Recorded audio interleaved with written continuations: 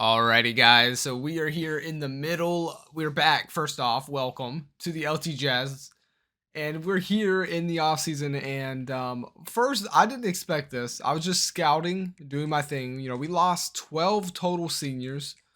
Um, so of course, that's always sad, but it is what it is. We're gonna be losing Finley, um, Perkins, McClure, Franklin among the top of our team. As you can see, I mean, look at this: 88 overall, or 80, excuse me, 84 overall, 88 overall. All these guys we are going to be losing, but for the first time in LT Jazz history,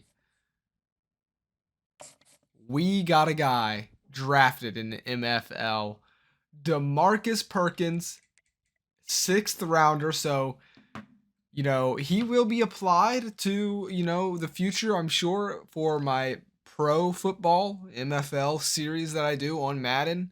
And he's probably going to be a lower overall bench player, but it's cool nonetheless that we have a guy that got drafted. How cool is that, man? DeMarcus Perkins, a right guard. That's so cool. But looking at the rest of the league, I want to see, you know, can you Oh, you got to go by team. That's lame. So you can't really just look at it as a whole, but okay. I wanted to see how many players are going early. Oh, there's one, junior. But yeah, it's a lot of seniors. So Alabama has a lot. Anchorage didn't get any, of course not. Um, let's take a look at Auburn. Wow, Auburn didn't have any. Um, what about Death Valley, Jacksonville? No. But y'all are 1.5 star now. Yarv. So, okay, Jake Fresh's his team is looking a little bit better. They've grown just a little bit. The Jacksonville Death Valley Nighthawks there. Um, Florida, right? They just came off of a losing national championship game, but they had nothing but seniors. So I would like to see a little more players requesting to go earlier. They didn't have a lot though. Not even in the high rounds either. So that's interesting. Okay, Florida State seniors, nothing but seniors. So yeah, it seems like it kind of there's not many players declaring for the draft early, which is a little lame. So here's a junior. One junior did it on the Georgia Bulldogs team.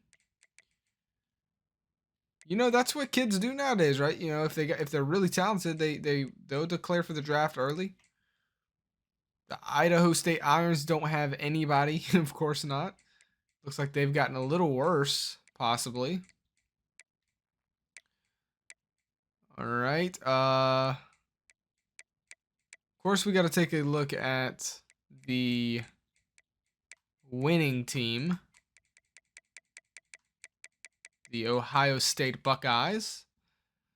They have okay. So Caleb Downs, I was about to say he definitely should declare early. I mean, he's at 96 overall. He was like the highest rated player in all of the nation for overall, and he does declare a year early. So they had a lot of. This is a pretty good draft class for them, winning the national championship title and moving on to the pros. But yeah, okay, so this is pretty cool. Despite Ole Miss going 2-10, they do get 3 players to go to the pros. Oregon Ducks get 4. Okay. But all right, that's going to wrap it up. Oh, Penn State's going to definitely take a step back, I think, losing guys like Nicholas Singleton, who is a real life player, of course. But I also got Abdul Carter, so Drew Alier, who's a real player, or Alar, I don't know. Anyways, okay, let's get out of that screen and continue on working on this recruiting. I'm going to keep doing this and basically just show you guys the results, but just so you can see who we are going for. We are going for a guy named Javius Bond, and I'm so freaking excited for him. Jake Circotti might have to. I don't know. I'm not gonna say it. I'm not gonna say it. He might have to make some room for this guy because take a look at this. If we can get this guy in here, 92 speed, 99 ball carry vision, 96 acceleration. Like, yikes! He only has takeoff for abilities, so. And we of course don't know his development trade, but he is a sophomore, a true sophomore, so he hasn't even been redshirted.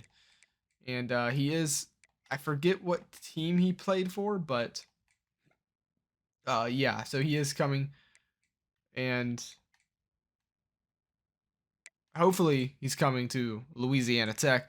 We're also going to go for Joseph Dunbar McGee, which is just such a cool name, but he's got 92 block shedding, 91 play recognition. This, if we could get just those two guys, that would make a phenomenal draft class. I don't know if we're going to be able to get them, though. Dunbar McGee is a true freshman, so that's interesting. And then we're going for Carmicka Glass there, 88 accelerations, his highest. He's just very quick, and he's very good tackler. He's got wrap up. We're going for left in John Ismail. He's got road dog and team player. And we're trying to build up our tackles here. Tyler Johnson. I really hope we get this guy. 99 strength. That's insane. Oh my goodness, that'd be so good. We actually have a tackle leaving, so that'd be perfect for us. But yeah, so these are the guys that we're going for so far. But just take a look real quick at our class compared to our conference. Now, I've already made my mind up. The CUSA, I don't think is going to be our conference. We have gotten an invite to other conferences, so we're gonna talk about that later. But for right now, compared to this conference, we are sitting at the best overall class. We do have 15 total, but I definitely think we're going to be adding to this. We got the only 4-star so far here in this, but you can see there's Death Valley there with about in the middle of the road. But we have the best class as far as recruiting class points go, our score, and that's pretty good. But we can make it so much better if we can get some of these guys here. So I'll see you guys when we wrap it up. No. All right, guys, we're back. I'm heartbroken. I'm gutted. We were in a neck-to-neck race, man, for JVS Bonds. Jake Turcotti, I promise I wasn't gonna replace you, man. Oh, don't no. Dude, I can't believe we lost out on this guy. A freaking sophomore, dude. Like, look at, he fit every category. I hard sold him on the proximity to home, the playing style, the playing time, but it just wasn't enough. To compete with Tennessee. They were in the playoffs, man. He wants to get a name for himself. I guess I can respect it. 99 ball carry vision, 96 acceleration, 92 change of direction. Right out, just out of my fingertips, bro. We had him so close to committing. Oh man, that sucks. And then Keith Butter, the new head coach for SMU, steals Carmicka Glass from me, dude. Like, that is not cool. So I'm definitely putting SMU on the schedule, I think, if I can remember. So that kind of sucks as well. And then it has not went good for us, which is okay, whatever. We lose Caleb Harris to Georgia Southern, which definitely sucks. I mean, we were right there for all of these guys. You'll notice second place. We're still in second right now. It's not looking good for this one either, but second place for this one, second for this one, and then for Tulane we were third. DeMardrick Blunt, lose out on him. 88 acceleration, that would have been nice. We did get Tyler Johnson though to commit, the sophomore left tackle that has 99 strength, so that's pretty awesome. But outside of that, not much good news for our wrapping up of this now. We are still in battle for Ismail and Joseph Dunbar McGee, who hopefully we can get Dunbar McGee. He's a true freshman and he's a 4-star, so that would be nice. We're competing with Ole Miss in Mid Tennessee, it looks like. So let's try and get this done. We don't know what his. We could take a guess. We've already scheduled a visit for him. Oh no. I scheduled them on the wrong competitive visit. Yikes. I think I misscheduled them. That sucks. Competitive visit, John Ismail. They're both left ends. Do we want to cancel? Oh no, we can't cancel unless we take him off the board, maybe.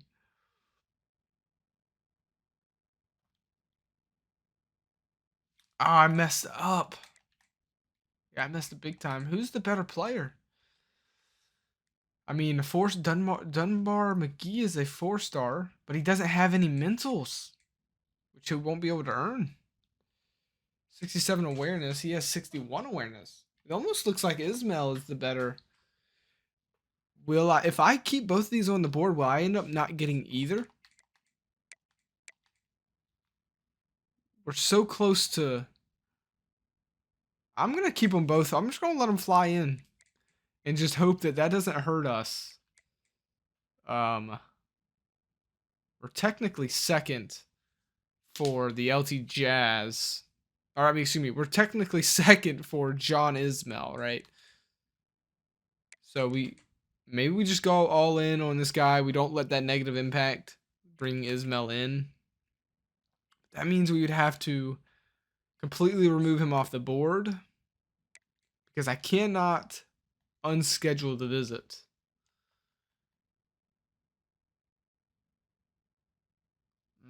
What do we do? Guess we could look and see how many left ends. Is that a big need? We need to. We've signed none. Dang, we could use both of them. We could use both. Oh man, what do we do here? You know? Uh It'd be nice too because they're I mean a freshman and a sophomore. We're gonna just let both of them fly in and see what happens. And the rest of these guys I want to check on later, like especially Javius Bond. I want to know about this guy. He I wanted him so bad, man. So yeah. We got Sam Fatu, so yeah, okay. Let's advance here and see what happens. This is the final week of the offseason recruiting for the portal. We got Joseph Dunbar. So no matter what happens, we got one of them, and that's good. And we got the 4-star. JDM is what we're going to call this guy. We didn't get that other guy. We actually fell down. So, that's fine. Whatever. Go to Liberty. We smacked Liberty in the conference championship. We got our revenge on them. So screw Liberty. Okay. All right. National Signing Day. Ladies and gentlemen, let's take a look at National Signing Day for your LT Jazz. Well, we didn't get Javius Bond. We're going to check this guy out later, or I am at some point.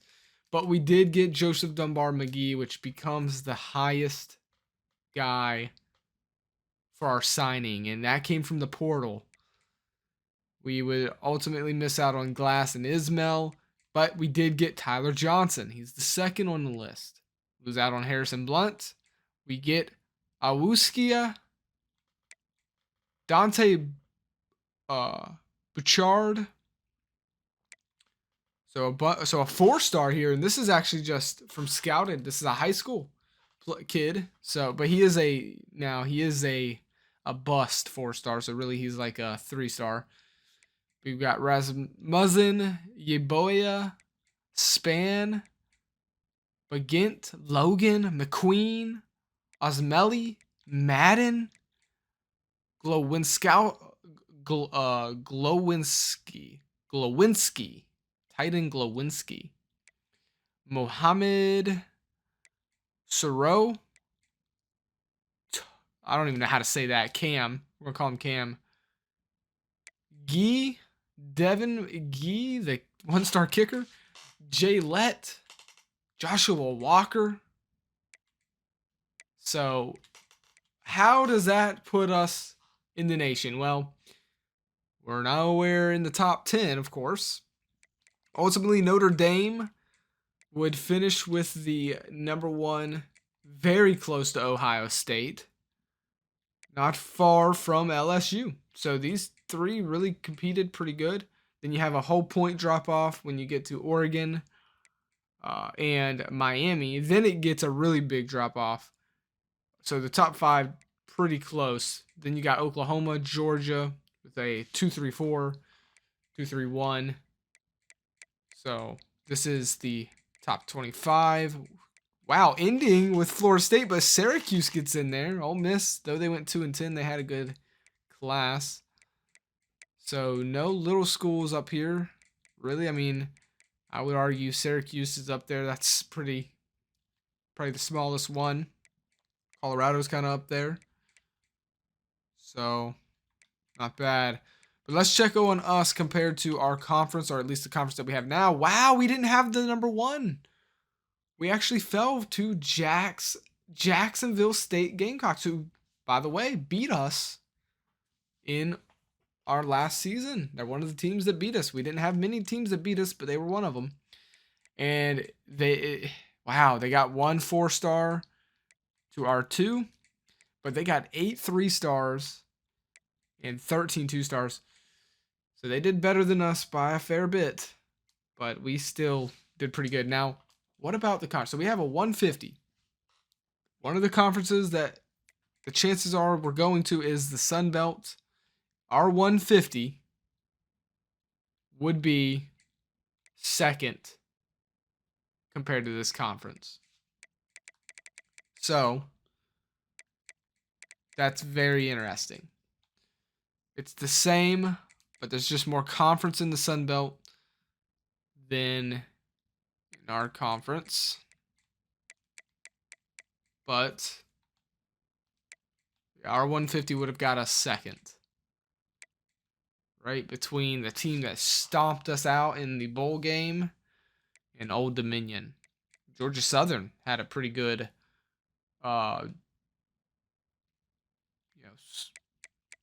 recruiting class as well. So we finished 81st in our recruiting class. I don't, you can compare that. I feel like that's very good. The way I like to kind of analyze, did we have a good recruit class or not, is compare it to your conference. And if you blow your conference out of the water, then you're definitely on your way. And we did not do that. But we did have the second best in our conference, and also the second best in the Sun Belt if we were in the Sun Belt. This is very interesting, though. Texas Tech had a horrible recruit class. That's horrible for what they're supposed to be. They've made the playoffs, the college playoffs 2 years in a row. They were a year, at the beginning, season 1, they went all the way to the national championship and lost. But to only get a 1 4-star, you're on your way backwards. So not good for Texas Tech, I'll tell you that much. As far as other big schools down here that probably shouldn't be, I don't really see any. As we go lower and lower, who had the worst recruit class? It was Georgia State with 34 1-stars.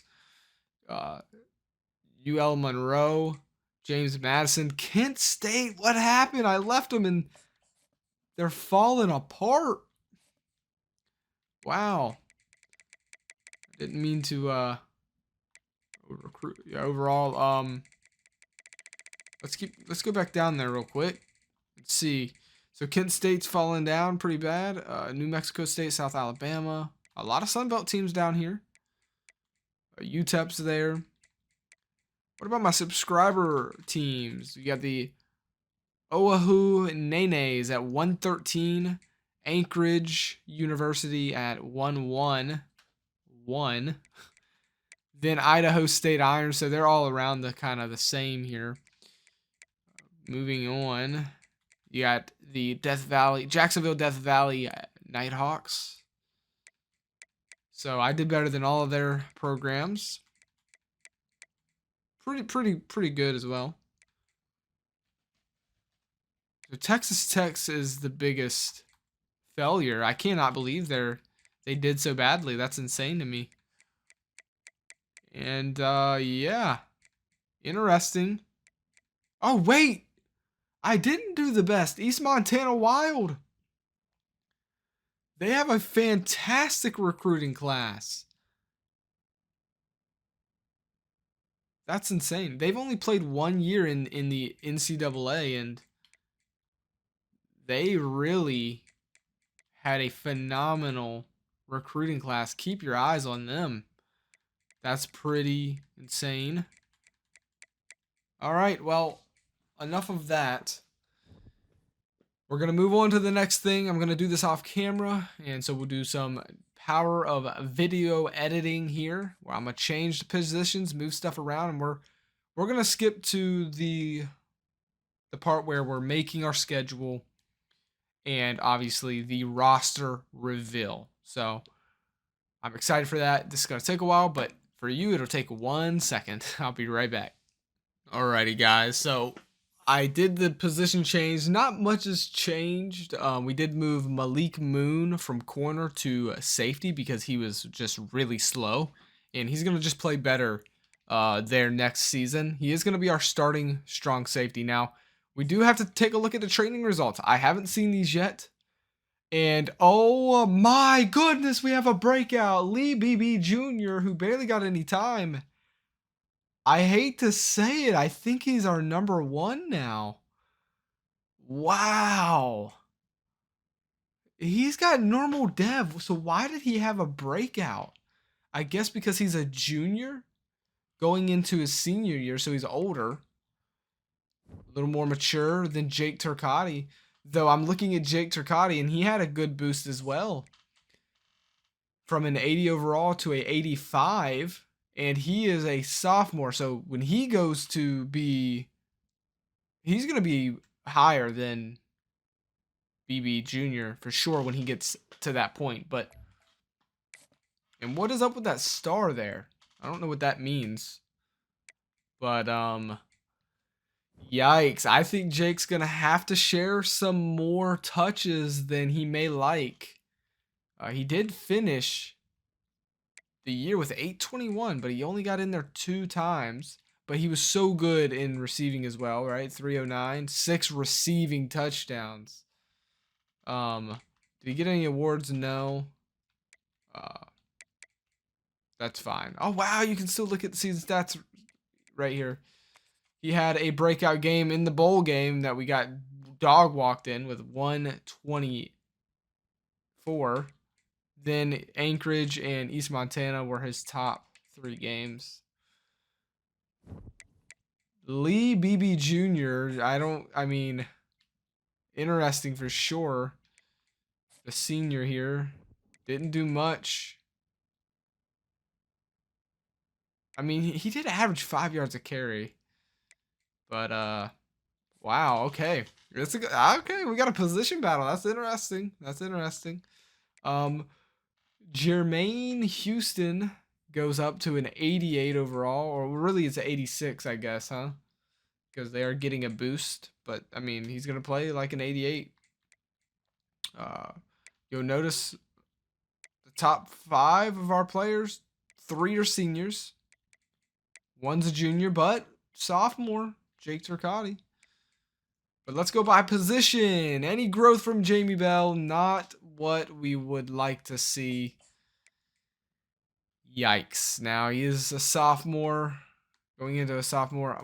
Wait, so there's a star but for him, there's a exclamation point. What does that mean? I'm gonna have to look that up. I'm there's so much I'm still trying to figure out in this game. But you know, that's unfortunate in a way. At the same time, his accuracy was enough to get it done. I think when he threw a lot of his interceptions, it was the throw under pressure, which seems to not have gotten better. His awareness hasn't gotten much better. Um, you know, I think, like I said, I didn't really expect Jamie Bell to get too much better outside of what we see. Um, it was enough to take us really far, and I think it's enough to make us compete in a at least compete in the college playoffs. Maybe, I don't know. 15 interceptions is pretty high, just to 22. So I don't know. He's just so good in this part of his game. I mean, look at that. 787 with 15 rushing touchdowns, setting an LT Jazz record. So as long as a team can't lock him up, I think we'll be okay. But I was hoping to see a little more growth there. It does look like David Love has moved up a little bit, but I don't really think it's enough to compete. So definitely Jamie Bell is going to be our starting quarterback. Now, the redshirted freshman, Jordan Gregory, has grown. He was a 69 or 68 or something like that. I wish I would tell you how much he was prior. But I know for a fact he grew a lot. He was like either 65 or 69. He was in the 60s. He is a star development. So he grew all the way to 73. So technically you could even think about this guy in the talk for maybe a starting spot. He's definitely getting good enough to compete. He's just not, he doesn't have that athleticism, but we don't want to lose him to, because he's not playing. We can't redshirt him again. He'll definitely sit for his freshman year, more than likely, but come his sophomore year, he may be getting some more touches for sure. But right now, I don't think he's close enough to compete with Jamie Bell.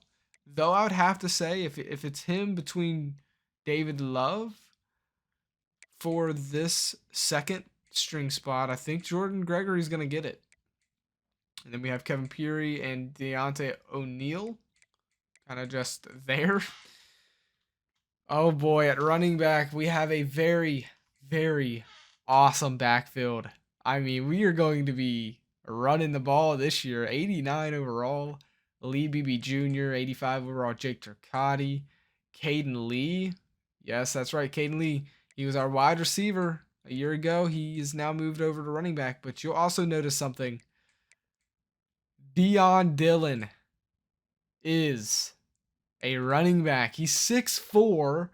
We talked him into switching positions just for this year so that he can get some playing time. So we are going to be giving him playing time, see how he does.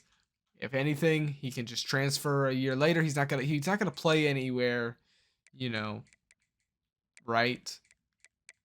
So we did decide to not let him sit. We can't redshirt him again. So we are gonna actually work him into the run game somehow, some way. We are going to do it. He's actually going to make a decent receiving back if he can get his catching up, which he may well be able to do. I mean, his cap is pretty high. He is a elusive back, though, and I think the only downfall to him is his size. He's a little too tall, but I mean, look at this. He was a 69 overall. He is now boosted up to a 76 with the bonus that he gets from us. So 76 overall, and he is the fastest running back on. Oh no, he's actually the second fastest running back on the roster. So I know we have a lot of running backs, but some of these guys aren't going to be getting a start. We got to get Dion Dillon a little bit of time. It's one of his deal breakers.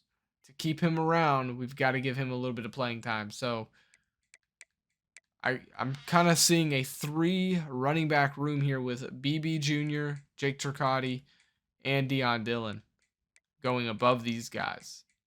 These 2 seniors, who, by the way, can be redshirted.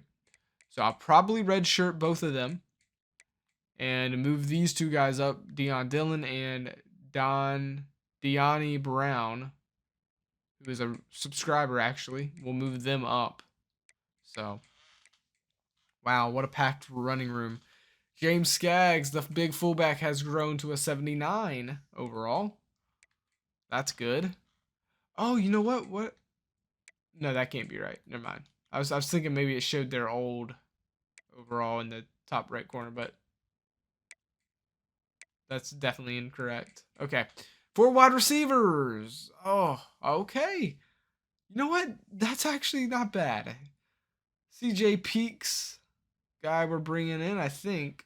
79 overall. Javon Moore grows to a 78. Marius Elam to a 77. Dontavius Brown to a 76. Jay Fresh to a 67. Now, I moved him over. He was a 55 or something like that. I don't think I'm worried about that 67. I think he's going to be just fine. Ultimately, in college, you know, when you're going against these lower schools, speed is enough. And you can't teach speed. He is the fastest player on the team. He drops a lot of balls, but he also catches a lot. No pause on that. But yeah, anyways, I'm not worried about his overall. He's going to be our slot guy slash, you know, our burner. Maybe not slot. I didn't mean to say slot. He's going to be our outside guy, our streak guy. He finished with 45 receptions. He's good enough to play, okay? He did have only 687 yards, but again, we didn't throw it to him that much. You also got to keep in mind he didn't play wide receiver, you know, all year. He had a late start, and he still finished second most with receiving touchdowns. So I like the growth. Of course, he's not, you know, going to be as high as some of these guys, but you can guarantee he will be up there. Now, he is technically actually not the fastest guy anymore. He's tied in speed and acceleration to a new guy we just brought, a freshman, in Craig Awasika. Owasika? That's such a weird last name. Craig Owasika. But he's not going to have to worry about competing with him because I think we will go ahead and redshirt him because we don't want him to waste his talents stacked behind all these guys. So Jay Fresh will definitely get to work in there. At tight end, Eric Butter, the 6'3", 301 blocking guy, has grown. We're asking him to lose a little bit of weight, I think, going into this next year, maybe. I don't know. He did kind of good in a way for blocking especially. So, and he caught a few passes out there. So there's the tight end. For a left tackle, senior Tarquez Williams. Don't know why he's a white guy named Tarquez. I've never met a white guy named Tarquez, but that's okay. Hey, you know what? Whatever. We have a very good left end. We'll just say that. Our offense, matter of fact, is just very good. Will it be good for long? I don't know. We have a senior, then a sophomore starter, Isaiah Crowder. I'm excited for this guy, an 81 overall.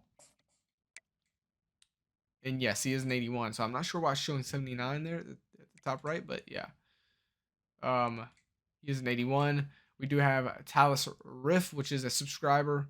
Behind him, we'll, you know, lineman get injured. I'm sure he'll be seeing some playing time. At center, we have Keon Robertson III. So 75 overall there. 88 overall right guard, Jermaine Houston. He looks to be amazing. He's a junior. So right now we have a senior, a sophomore, a junior, and then at right tackle, a senior in Aiden Kramer, who is just a 77 overall. But there's some good strength in this offensive line for sure. Now, if you can look at the top of the team, we did grow to a 79 overall, 79 offense, 80 defense, two-star school. And moving on to the defense, a huge pickup in Joseph Dunbar McGee. He doesn't have any mentals, no physicals, but he is an 81 overall, so he gets it purely done with his athleticism, his rating ability. 92 block shedding. What I'm really excited though is to see what did he do in Tennessee. Oh, he didn't get to play, so he sat for a year, man. That's why. Okay. Well, he's not gonna be sitting here in LT. He's gonna be starting. That much is for sure. Forsyth, coach at Smith there. Okay. At right in, we have now. Yeah, right in, we have John Decker. 78 overall. He junior. He could be competing with Forsyth, maybe. We'll see. But Decker's done pretty good. 78 overall. So defensive line so far, not the strongest, not the worst, though. I don't think it's a weakness. I mean, 81, 78, 79 in Bloom, and 75 in Weeks. I mean, not a strength, not a weakness. That's okay. Ladarius Cleveland, I was really, hyped about this guy. He didn't grow like I wanted him to. I think he was a 65 overall, 67, something like that. I wish it would really tell you, but he didn't grow necessarily the way I was hoping. But 71 overall, by the time he's a junior, he'll probably be starting for us. 85 block shed's really good. But ultimately, it's his moves that kind of hinder him. He's not good at any power moves, and he's even worse in fitness moves, which is unfortunate for him because, I mean, I guess he's supposed to be that power. He's supposed to be a power guy, but he's got to get better, skills and technique. So yeah. Fortunately, he's going to be buried on a depth chart, so we're going to redshirt him. He's the only one we can, but we will redshirt him this year. Moving over to left outside linebacker, Taj Coles is going to be the man, but hold on, because KJ Hartley could steal the show from him. They are going to have a position battle here. He's a senior, he's a sophomore, but neither can be redshirted. So keep that in mind. At middle linebacker, it is Marquez Carty. He's going to be in a position battle with redshirted freshman JoJo McNitt, who grew phenomenally. Remember, we brought this guy in, and I brought his name up, I think, once or twice. Sure enough, he grew, and not just grew, but he's good enough to compete for a starting spot. His weakness is pass rush, which he won't be doing much of, actually. So he may be getting the start. I like those stats. Take a look real quick at the senior here, who has 1 overall bonus over him. And his awareness and play recognition is a little bit better, so we may give the edge to Cardi. Then again, what's their coverage like? McNitt's coverage. Why is that still McCarty? I was definitely on McNitt. All right, let me see. JoJo McNitt's coverage. It's better. Zone is phenomenal. Guys, I think JoJo McNitt is going to be our number 1 middle linebacker. We'll see. His play recognition is worse and awareness, but that zone is phenomenal. Oh, man. Okay. It's getting interesting. on the defensive side of the ball. Elijah Greenwood Jr. and Rasmussen. Uh, the freshman here, Dion Rasmussen, is going to be. It's definitely going to be. What's it called? Redshirted. At right outside linebacker, it's Joel Hammer, baby. Yes. Time for the Hammer. He grew, and he grew enough to take the starting job, or at least compete for it. We could definitely, I honestly don't see us not giving it to Joel Hammer. I mean, impact dev, we want him to be able to get playing time and grow.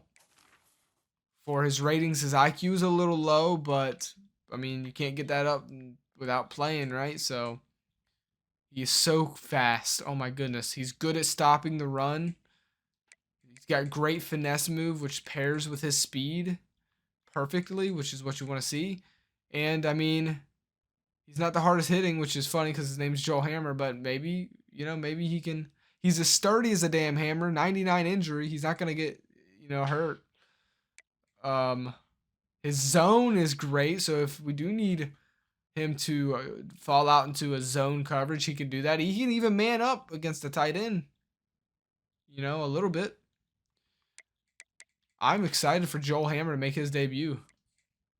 I think he's definitely getting a start there. That is a subscriber. But yeah, we'll, of course, take a look at the other guys as well, though, to make sure it's fair. Whoever gets the better is the better, At corner, we get better as well, though. Sophomore Sidney Stovall, junior DeMarvin Holland, and Randall Glenn did grow as well. Now, we did have that freshman Nick Lowe that we had. He was way too low of a rating to start, but not anymore. 73 overall. He grew phenomenally. He grew a lot. It's not bad at all. Nick Lowe. Okay. And then, of course, we have Dre Adams, who we did pick up as well. He'll be the 5th for any injuries that take place. Or if we're getting burnt and we need a speed guy, maybe we pick him up. And then, of course, 2 freshmen, which will be benched. Or not benched, but redshirted so they can grow a little bit, is Floyd Madden and Victor McQueen, who is hometown of Savannah, Georgia. Wow, that's very close to where I'm at. That's pretty cool to see a local name here in the game. But anyways, looking at our safeties, Dakota Mills, he played corner for us last year, but we kind of seen that he was too slow, all right? He got burned a lot, and we gave up a lot of touchdowns because of it. We are moving him to safety. He grew to an 80 overall just from switching that position. He is 5'8", a little short, but free safety is perfect for him. So I think he'll thrive in this part of the field. So moving over to strong safety, we have Malik Moon, who has played a little bit of corner for us as well. He's now playing strong safety, 80 overall. He's a little slower as well. That's why he's coming over here. Your boy, wow, Adnis Yaboya. This is a freshman that we drafted. He's at 68 overall. I'm excited to see what his. You can't click on them yet, but I'm excited to see what his impact or his depth trait is. That's very high for a true freshman. 68 overall. Wow, this is going to be interesting. Fortunately, he doesn't have the speed to play corner. But that is the team. As far as kicking goes, we moved Dan Zimmer over. And he is a 73 now, so we're pretty good at kicking. Though he doesn't have the strongest leg, nor the best power. So kicking is going to be a little bit iffy, but it's better than having this Waka one here. 1 star. And then for our punter, we have Greg Lincoln the third. So 2 sophomores kicking the ball. That is it, though, guys. I'm going to make the roster, the schedule, and of course adjust the depth chart and whatnot. But this is the team. I mean, we almost have a 90 overall player. That's not too bad as my controller dies. That's not too shabby. And, I mean, I don't know what caused Lee Beebe Jr. to break out, but that's pretty insane of a breakout. Imagine Jermaine Houston. He's going to be in the 90s next year, and maybe even Jake Tricati. I don't really know what plays into the growth and whatnot, but either way, we are a little bit better this year than we were, and I feel good about it. So that's going to be it for this. Season number 3 will be getting started shortly. One thing I wanted to note, if you guys have a dynasty, to be very careful changing around the conferences.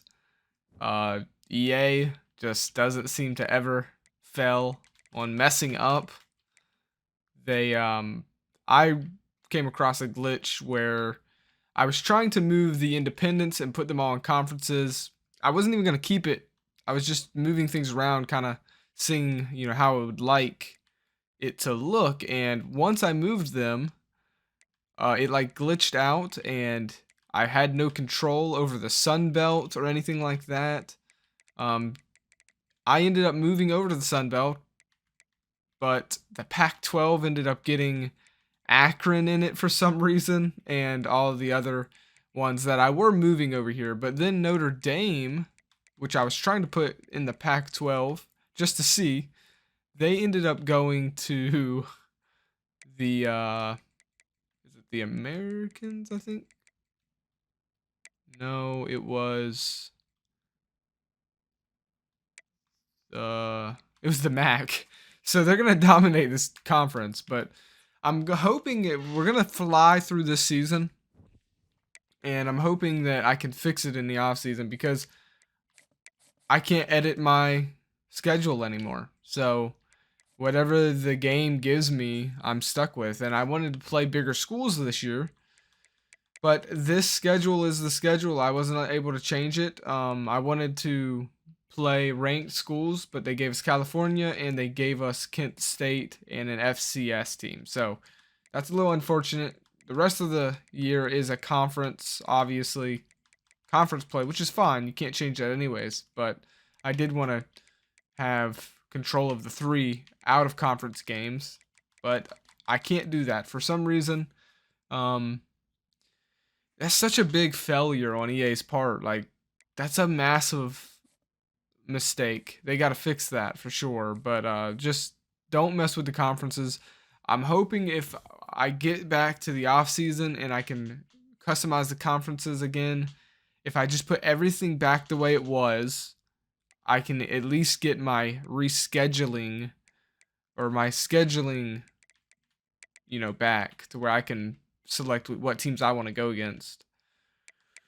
And so I guess what we're gonna do here is we're gonna play in the Sun Belt for 1 year, which was the plan anyways.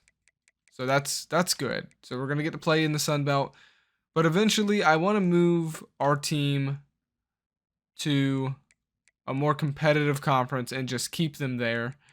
Kind of maybe be I don't know, a Vanderbilt to the SEC, a team that is, the low tier of this conference, never really does that well, but they still are in it.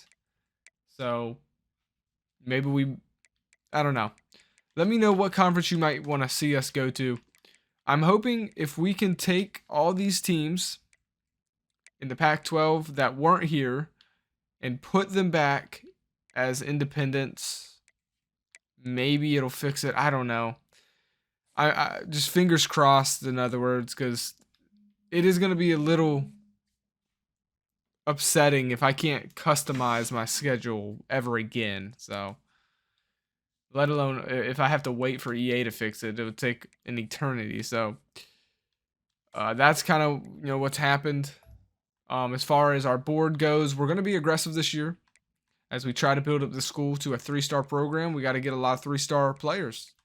So we are looking to do that. We're going to be competing against some big schools, and I doubt we're going to be able to bring in all of these guys. We may not bring in on half of them, but if we can bring in some, that would be great. You can see our overall is an 80 overall, so we've grown. We are a 2-star school now in the Sun Belt. And for seniors going out, we have a total of 13 seniors this year leaving, so not too bad. We obviously need to target the quarterback position. It says it's a need, but I mean, I don't really feel like we have 2 sophomores and a freshman on here. We're gonna go after some though. We'll see what it's looking like. But before we get the year underway, one last thing I want to showcase is the depth chart. So this is the official depth chart for this season, and Jamie Bell is going to be our number 1, and Jordan Gregory our number 2. All right, so we have redshirted junior David Love. Moving over to running back, Lee Beebe Jr. is going to be our number 1, with Jake Turcotte being our 3rd down back and 2nd. But we're also going to be fitting in Dion Dillon as well in there. So you can expect these 3 backs to be getting a lot of carries. So don't expect BB Jr. to be a one-man show. Jake Turcotte's still going to get plenty of time to play. But they're going to have to split it 3 ways. So we'll see how that goes. We got a good backfield, though, I feel. So James Skaggs is our fullback at wide receiver. We're going to give Craig the start here, CA, because Owasiski, Awo Sika. That's such a bad, dude, the names in this game are just so trash. They suck. We're just going to call this guy CA, and he's a freshman, true freshman. We're going to give him a start. We got 2 speedy guys on the right and left. That's going to be hard for teams to defend. Can they catch the ball? Well, CA can. J Fresh, not as much. But we're hoping he will be a little bit better this year. He did really good last year, so I'm not too worried. We got Peaks and then Brown, and Dontavius Brown is going to be our slot wide receiver. At tight end, we still got Eric Butter. He grew to an 80 overall. Our offensive line is one of the best, especially on the on the left side. We're going to be handing the ball off a lot there on that left side. 88, Jermaine Houston. Got a 75 center. 82 left guard. Isaiah Crowder. Right tackle, 77 overall. Dunbar McGee gets that left end starting spot at 82 overall. Right end goes to Decker. And then in the middle is Bloom Weeks. So we got, in the trenches, we're pretty good. Especially for our conference. I think we're going to be able to compete. And then a red-shirted freshman, Joel Hammer, gets the start at left outside linebacker. We're going to throw him on the other side. It just fits better. Oh my goodness, I'm excited to see his debut. And then we have Cardi and JoJo McNitt in the middle. And on that right outside linebacker spot, it's Tajay Coles, the senior veteran. All right, so a pretty solid linebacking core. And then our safeties. We got Stovall, Holland, and Randall Glenn, and Nick Lowe. So, not bad there. And for safeties, we got Dakota Mills and Malik Moon. So, I'm going to be honest. I think we're solid around the way. We don't really have a weakness in this team as far as... I feel like we're just, decent talent all around. 80 offense, 81 defense. Coming in at an 81 overall. Playing in the Sun Belt, I feel like we can compete. But, of course, we got to make sure we play smart football and whatnot. So, that is going to do it. We're going to go ahead, advance this week, get into week number 1, and we take on, I believe, the first team was the Louisiana Raging Cajuns. I want this to be a new rivalry, I think, man. 2 Louisiana teams, going to hash it out. And this team actually made the playoffs last year. They got beat out by the Georgia Bulldogs, so it's going to be an interesting game. They are built just like us, basically, both 80 overall teams. This should be a good fight. So we're going to get in there and see what happens. So that's all I can have for you guys now. Make sure, like I said, don't mess with that conference, man, until they address it, or else you're going to have the same issues I'm having now. So let's get to the gameplay. I hope you enjoy. guy going early in the game, and they're doing a nice job of that right now. Remember, he's the kind of running back who gets better as the game. And into the end zone for a touchdown. They draw first blood, and that is exactly what you want to open the season with a drive like that. You love as a head coach to watch your offense take the field and establish a rhythm and consistency the way they did there. Everything they dialed up was working. Setting up an easier second down. Understanding I don't always have to push the ball down the field, but see the tight end, make the throw. No, it's not a big gain. It makes life really easy on me on second. Linebackers moving, trying to confuse the quarterback. They'll try to power their way ahead. The Raging Cajuns. Just got to be physical, get a hat on a hat, low man wins, all the cliches to get that third down and short. What a hit by the defender. That's a good throw, and that was going to be caught, but how about the defender dislodging the football from its intended target? Nice job. They could have used a little bit more than they can really give you a shot of momentum. On third down, he drops the throw. He lets one fly deep. And how about that DB getting a hand in there? Quarterback wants to throw on second down. He's got it. And the big gain, and they've got it on the 46. And a really good job by the quarterback being very decisive. He saw his matchup, he went for it, he attacked it, got the positive gain. I would say he's going to find that guy a few more times today.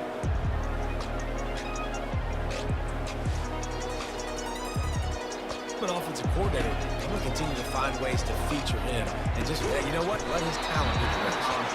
Couldn't quite nudge it in. Not sure you can get much closer, but it'll be first and goal.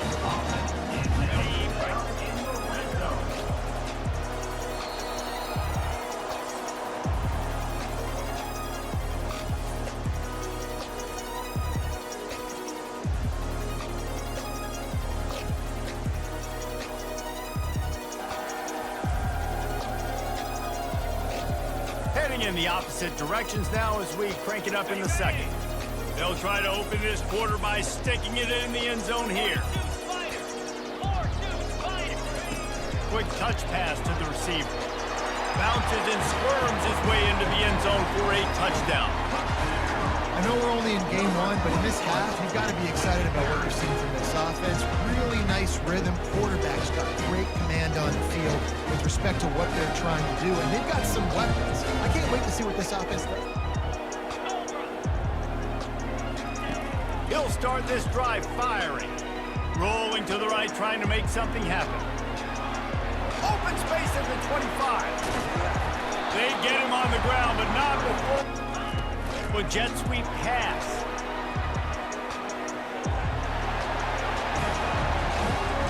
And how about this offense? Man, they must have used fall camp perfectly. Coming out firing on all cylinders, smooth, in a rhythm. Great start to the year by this offense. Second and goal for this offense. Try to barge their way in. They bring him down, and he's going to lose a yard on that one. Third and goal, where the fire purifies and separates contenders and pretenders. And makes the grab in the end zone. Touchdown, Raging Cajuns. And what did I start? Set of downs. Looking to go up top on first down. Fires toward the end zone. Makes the grab. And nice play by the QB. Understand. It's so important to rep it like that because you never know in games when those opportunities are going to happen. Sprints into the end zone for a touchdown. And the second half look. Can the D deny them on second and goal? Them again on second and goal. Back to throw, it's Hurley. Going for 6. And it's intercepted. A turnover from the defense. Inside the 50. Smashes ahead. Past the 20. Touchdown. Dude, you didn't think it could get any worse, right? You thought this game's over as it is anyways. Offense still throwing. They have to do a better job individually, but that's why you play the games. You get to now go back to the drawing board, get back on the practice field, try and iron out these wrinkles. It's a long season ahead. Lot to play for. So that's going to do it for us. For Jesse Palmer, David Pollack, I'm Reese Davis saying so long. This has been another presentation of EA Sports College Football.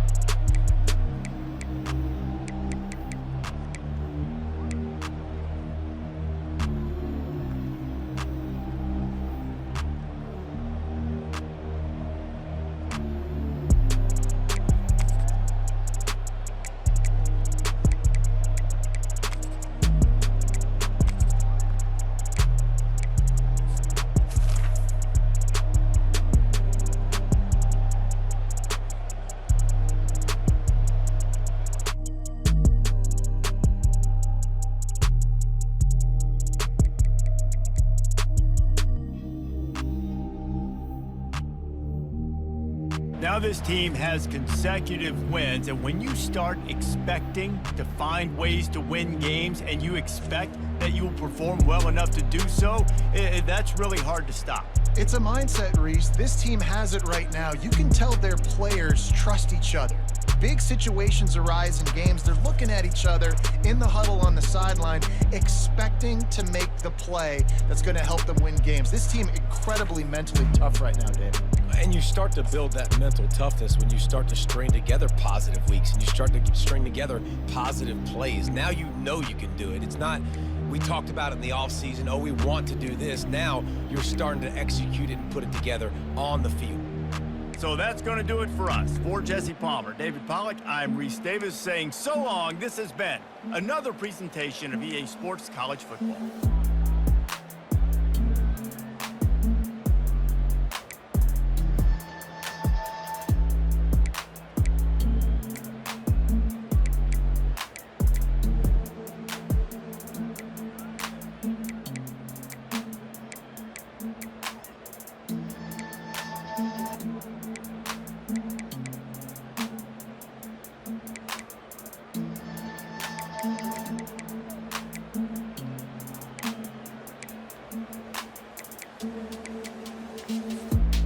Cushion is a little bit smaller, Jesse, and any mistake would get magnified. Yeah, a little bit of pressure now on this offense too, David. I think they got to go back to their playmakers and get these guys.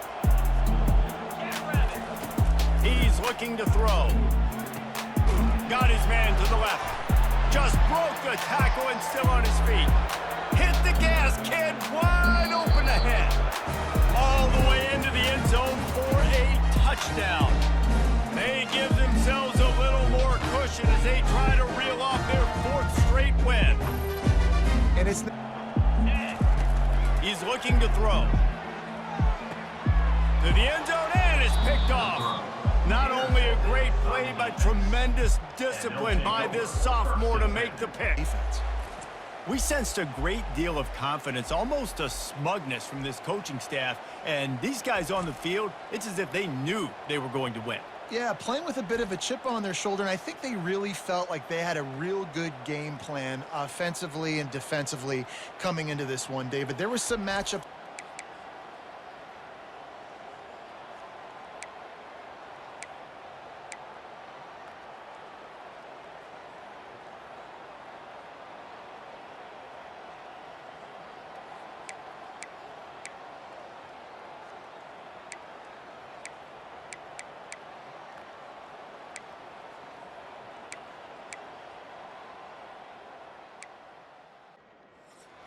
Hello, everyone, and welcome.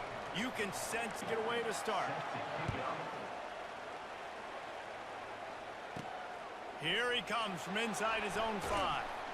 He was looking for some running room, but not much to be found as he stopped at the 18. All right, guys, here's our first look at this offense today. They were successful. Nice aggressiveness early in their own territory. To the air on first down. He's going to take off. Turns it on in midfield. Powers through. Big gain on that one as he steps out of bounds. They'll try to pick up the first through the air. Firing to the right, complete. To the negative column. And I'm banking on the ball coming out quick. When I'm a defense and understanding third and short, understand they're going to throw the ball really quickly, try to make a play. The defense knew it, broke on the football. They'll try it on the ground. So close to that end zone. He's him down, gets to him. Not only gets to him, doesn't let him break a tackle, gets him on the ground. And it'll be a touchdown. This defense has their hands full in this game because of what you... We asked earlier this week, who's your favorite receiver? And, of course, he said the open one. But we know who he really wants to go to on third down. The best one. I mean, I think the open one, obviously the politically correct answer, but you want to find the guy that you got that great chemistry with. You know exactly where he's going to be. You got that bond and that trust.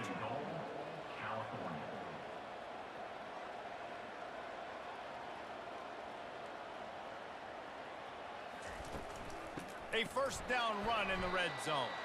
And they try the middle of this stout defense, and they rise to the challenge. And the D deny them on second and goal.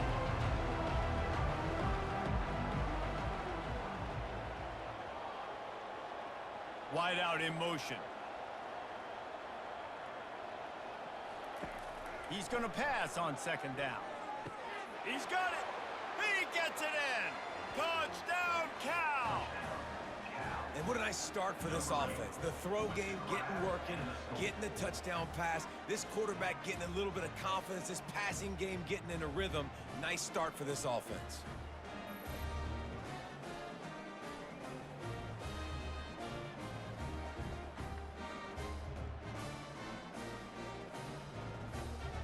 Now they'll line up for what they hope is automatic.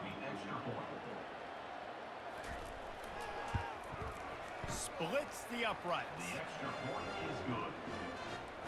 And we're all square as he's set to kick it away. Number 14, set to advance on the football. On the run from inside his own 5. Nice job by the kickoff team. Everybody stayed in their lanes, and they'll stop him at the 16. Offense getting set for first down. He's looking to throw it. Tight end finds a soft spot. Just a quick rhythm throw there and really good use of the tight end. Yeah, good use of the big fella. I mean, go through your progressions real quick. You can't find anything, get the easy gain. Don't take a shot down the field all the time. Take those shots later, but take those easy, wide-open opportunities to get some positive chunks. Oh, it's reverse. He breaks a tackle, and he's going to be taken down, but there's a penalty flag on the field. Hold it.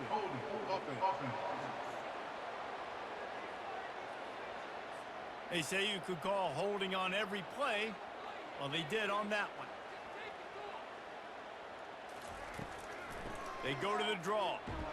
Stacked up after gaining a couple to the 23. Now on second down. From the gun, the running back tries to hit the hole. And after the stop, that is going to put a bow on this first quarter. Third down coming up. That's the end of Absolutely nothing settled. Deadlocked after one period of play as we have a look at the stats.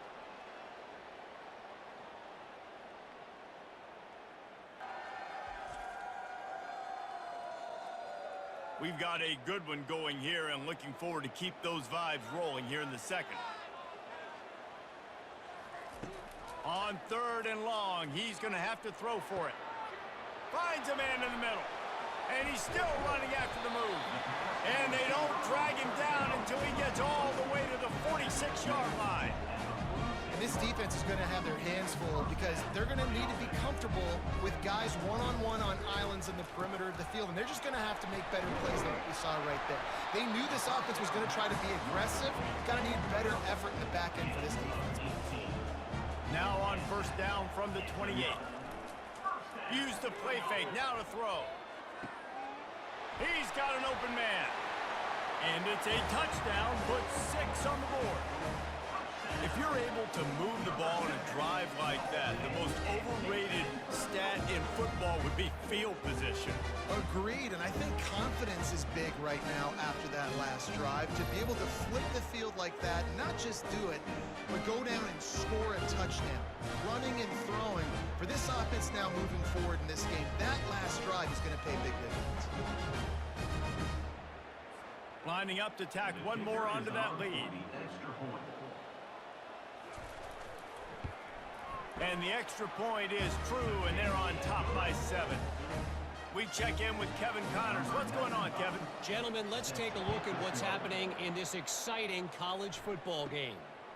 Washington State is ahead right now, but the school that nearly saw Ryan Leaf win a Heisman back in the day still has some work to do. They're up by 4 over Kent State. We'll circle back.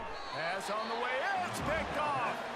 Didn't get much on the return, but what a huge play, and they are in business at the 24. It's so nice to see defenders squeeze that pigskin. A lot of times, in great position, you see them there to make the play, but there's a reason they play defense. On first down. Use the play fake, now to throw. He's right on target. And he goes out of bounds after coming up with positive yardage there. That completion leaves us with 2nd and medium. The run from the shotgun. Knocked down, but not before he crossed into the red zone and picked up 4 yards down to the 17.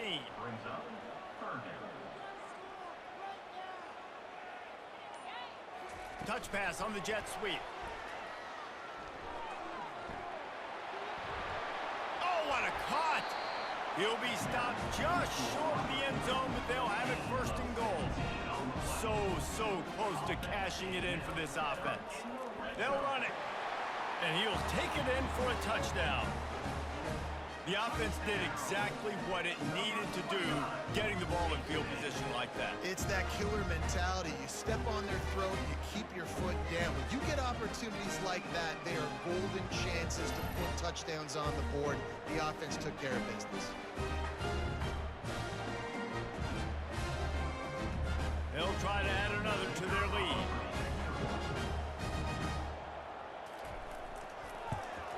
And the extra point puts them on top 21-7. Quick work on that scoring drive, just 4 plays. And they close the deal, pushing their way inches into the end zone. Here's the return from inside his 10. He was looking for some running room, but not much to be found as he stopped at the 18. The Cal offense is headed back onto the field. Now we'll get a chance to see if they can answer that last score, trailing by 14, Jesse. Yeah, and at this point in the game, I feel like offensively, you should go back to what's been working for you in this game. Don't be afraid to dial up plays that you've already had success with, running it and throwing it. It's okay to repeat plays down 14 at this point. And I would also say, Palmer, kind of understanding that my defense is not playing great, so I know offensively I got to put some good possessions together here, make something happen on this side of the football. And that incomplete pass caused by the big hit on first down, 2nd down coming. Couldn't make the connection last time. Let's see if they throw it again. Out of the gun, the inside handoff, looking for a crease. And they try to run inside, and there is nowhere to go. A 3rd and long coming up here. Looking downfield, it's Mendoza. And the defense is all over the quarterback, and down he goes. Well, this guy's become a bit of a problem for opposing offenses. In their last game, he had 2 sacks, and he's dominating again, getting his 1st sack in this game now. He right now is wrecking people's game plans, and this offense better find out how to slow him down. The Golden Bears will send out the punt unit. First boot of the day is on its way. He was called on 3 times in that loss last week. He only needs a sliver of daylight. That's a perfect example of not settling for a fair catch. Pick up whatever yardage you can and help out the offense. Give to the running back. A run up the middle is stuffed for no gain. Got stuffed on first down. It's 2nd and 10. Second down coming up. He'll keep it himself. At midfield, he's got room. They finally get him on the ground with a big running play, moves the change for the first down. There's an example of the offense taking advantage of all the attention the defense is giving this outstanding running back. Remember, he's one of the best in the game. They're expecting him to get the football. So the quarterback says, you know what? I'll just keep it. No one's keying on me. I'm going to get upfield and find an explosive play. Nice move to stay on his feet. And he was able to run through one tackle, but still only a modest gain. We'll see if they go back to the run here on 3rd down. Feeling some heat. He's got his man, makes the grab. Offenses gain momentum with 3rd down conversions like that. They've got it at the 25. He might have expected to see this DB up in his receiver's kitchen. Instead, nice little zone, and they pick up the first. Man, offenses are getting so good, Reese, at seeing the holes in the zone, knowing you're in zone, knowing where to sit down, how to make it an easy pitch and catch for the quarterback, and that's what it was on 3rd and short. It's caught. It's a touchdown. They've got the lead and trying to put this one in a hammerlock here in Week 10. And it's a nice toss in the back of the end zone. Give your receiver a chance to make a play, and you can tell he knew exactly where he was, got those tippy toes right down, inbounds for the touchdown reception.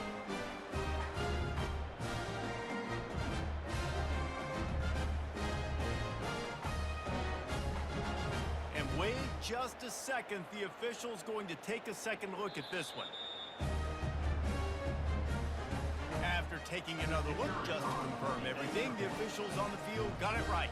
Play will stand. And they knocked through the extra point, and they're up 28-7. So that's a 59-yard touchdown drive. And they finish it with an 11-yard touchdown dart. He'll bring it out from inside his own 10. He was hoping for something a little more dynamic, but they get him on the ground at the 20. Cal gets it back, the sturdy Golden Bear offense on its way to the field. Trailing by 3 touchdowns, if you're going to get back in it, David, the time to start is right now. Got to start now. Defense giving up points on that last possession. Again, the offense is going to have to score, and Jesse probably scored pretty quick. Yeah, you got to go tempo. You're going to have to try to fit in as many plays as you can throughout the rest of this game. But I think more than that, you got to eliminate the negative plays. No more penalties and no more turnovers. Dragged down at the 30 after a 5-yard gain. For the offense. Quarterback on the keeper. They bring him down, and he's going to lose a yard on that one. And the Golden Bears racing to the line in the hurry-up. How about the defensive end understanding football, understanding that I got to keep outside contained. I'm responsible for the quarterback. Good job playing his responsibility. And how about getting that sucker on the ground? He's a pretty good athlete to be able to corral him, tackle him right in the middle of the field, and get him to the ground. He wants to throw. He'll take a deep shot. Oh, picked off. Looking for more room. And they'll close in on him after a good return on the interception. This is obviously not a great start for this quarterback here. 2 interceptions already in this game. He's got to do a much better job with his decision-making.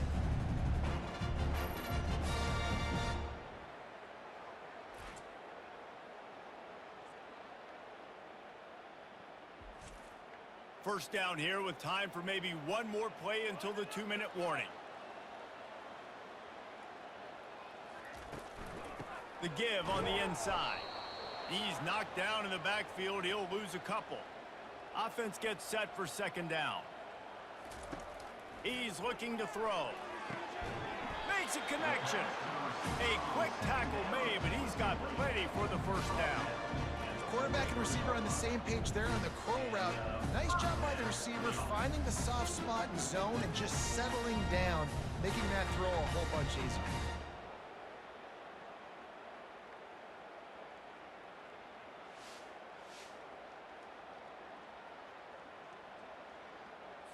Now on first down from the 43.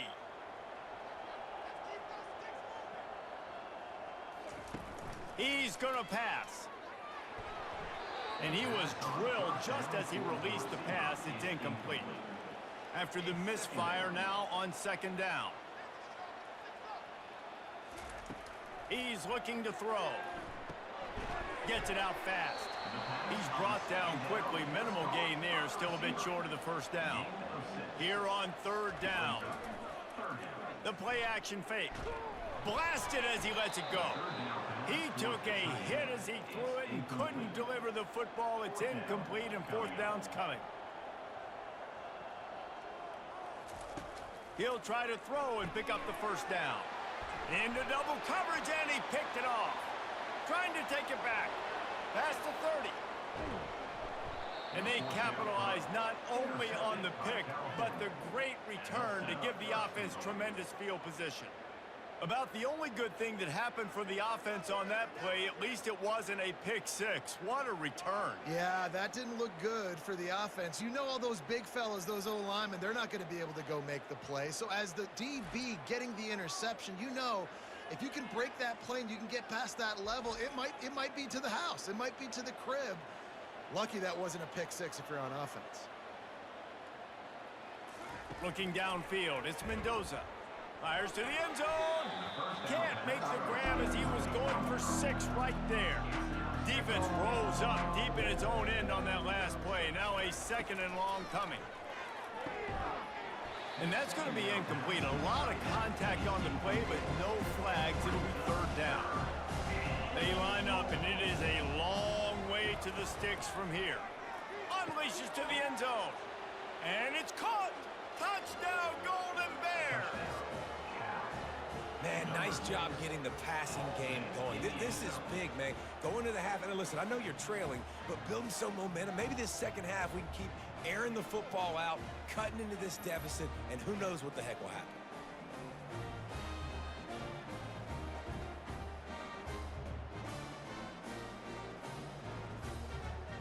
They'll try to tack one more on their score. And with the extra point, they trail by 2 touchdowns, 28-14. Personal foul. Roughing the kicker. Defense. So the decision has been made, and the coach will take the penalty. They're lining up to kick it off, and he ought to be able to knock this one anywhere he wants after that extra 15 yards with the roughing the kicker. Here's this offense with a fresh set of downs. He wastes no time and comes out throwing. What a snag by the defense. And they'll drag him down after a good return on the interception. And the senior just snatched the ball out of the air and gave it back to his offense. Well, I love the job by the coaching staff there defensively, matching the personnel of the offense, putting their dime package out on the field. So you bring out the extra defensive back, you're anticipating a pass, perfect timing to run that personnel, and you get the pick. The Cal offense is headed back onto the field. Not a lot of time left here in the half. Let's see if they can cut into this lead. And this drive isn't a must score, but man, you look at the scoreboard, you're down 2 scores. Jesse, you got a good opportunity. Create some momentum, cut it to a 1-score game. This is an important possession. Yeah, it's important to create that momentum now, David, too, and not wait to get it going here at the start of the third quarter. You've got one drive here to get a couple of points. You've got to start erasing and chipping away at this deficit. This could be where the game turns right here.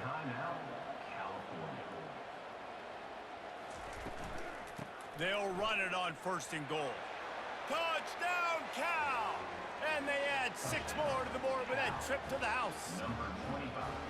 And that's a nice drive, a nice physicality, punching it in with the run game. And here's the thing. I like where this offense is going. Nice job creating some momentum, going into the half, cutting down the lead. This thing could get really exciting. Nice job answering the bell right before the half.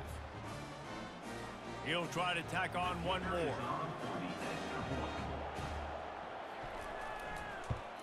And it's up and good as they draw just a touch closer. And for a quick update, let's go to Kevin Connors in the studio. All right, guys, a little update on what else is happening in college football this weekend. Texas has a lead right now in Austin, but I'm not sure Bevo's feeling like this one's in the clear. This has been a nip-and-tuck affair all game. They're up by 6 over Auburn. Just another week of college football where we've come to expect the unexpected, fellas. And how about that one? Kevin will be keeping an eye on everything going on elsewhere. The offense will have to use its first timeout of the half. On second down, he'll let it fly. He let the thing fly quickly, but he couldn't make the connection. Here they come, trying to convert a 3rd and short from the 28. They'll try to get the first through the air. They're setting up the screen.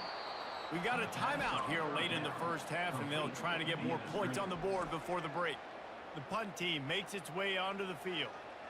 They didn't quite get that route run deep enough to pick up the first down. Now they've got a 4th and short. And I think everybody at home tends to yell at their television set. Why aren't you getting past the first down marker? Why did you run your route short? Defense did a good job knowing where that was, but now, 4th down, offense has to make a decision. To throw, it's Mendoza using the quick game. There's a timeout called as this offense tries to find a way to draw a little closer. Quarterback wants to throw on second down.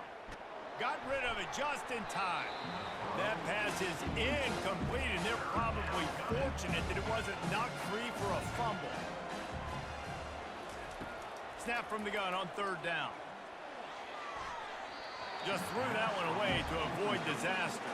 The Golden Bears decide to punt it away. Man, I like the aggressiveness on 3rd and short, trying to throw the football, take advantage of a look that they got. They weren't successful, and now it's 4th and short territory. Who knows what they're going to do? And with time running out here in the first half, this offense will choose to take a knee. We've played 2 quarters here. Time to go to Kevin Connors in our halftime update. Gentlemen, what else is new? A really raucous environment there in Ruston. These 2 defenses have really been up to the task so far, and it's hard to ignore how each of these 2 secondaries have impacted things. They've stayed true to their assignments, covering each receiver like a blanket. And you know what else they've done? They've wrapped up and tackled. And with that, let's send it back to the guys at the Joe in Lincoln Parish.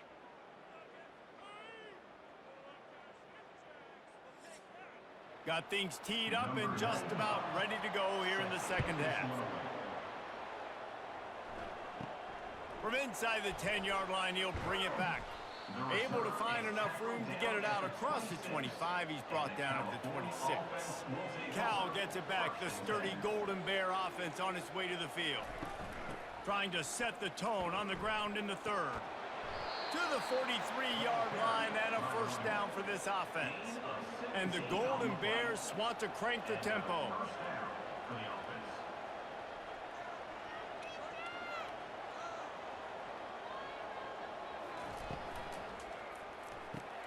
Got his man quickly. They make the stop, but there is a flag on the field. We'll see what that's all about. Ineligible receiver, downfield, offense.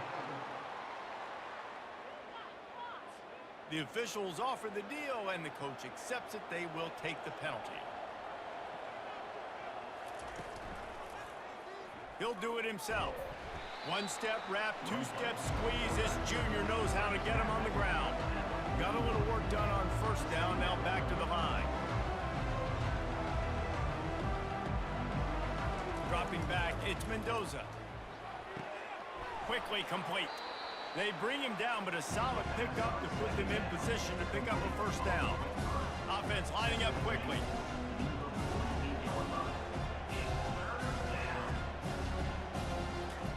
Takes it from the gun on 3rd down.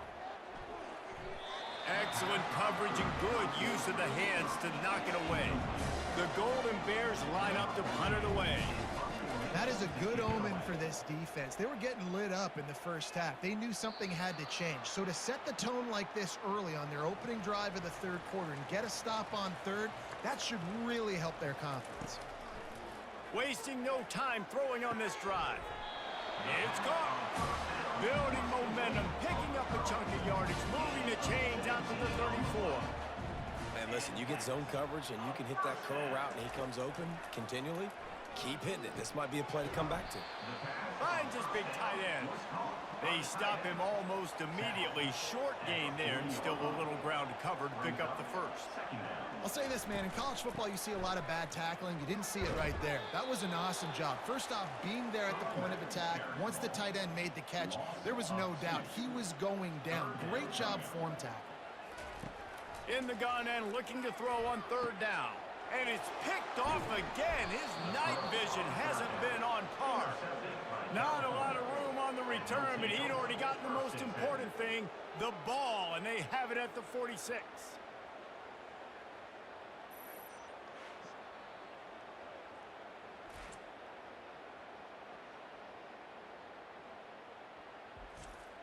The Cal offense is headed back onto the field. They had to punt it away on their last possession, but man, what great field position this time. I mean, this is awesome. Like, last possession didn't go great. Now you're set up in an opportunity. Open runway ahead. They make the tackle, but he's got a fresh set of downs, and it's first and goal from the 7. Now the chance to pay off that big play from just outside the 5.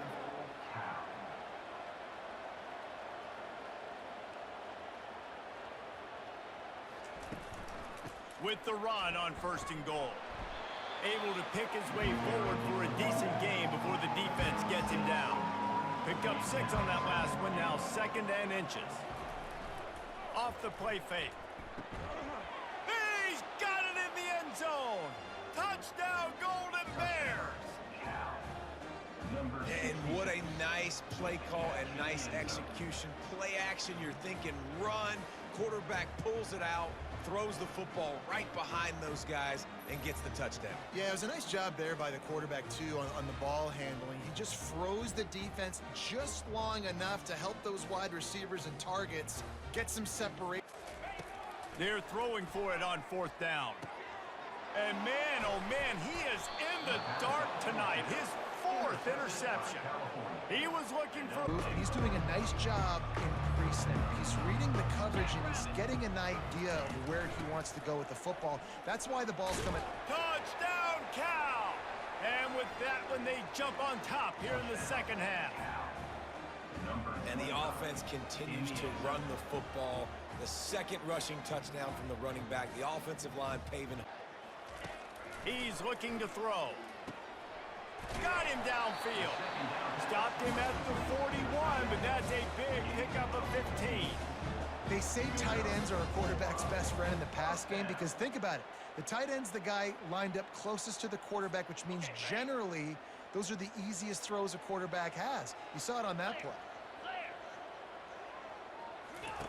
They'll throw it on 1st down. Got it set up on the outside. He is going nowhere. Stop at the line of scrimmage. Nice job, defense. You always hear people talk about tackling the catch. You saw it right there. There was nowhere for that receiver to go once he had possession. As a result, no gain. Here comes the offense on 2nd down. Get set, get set.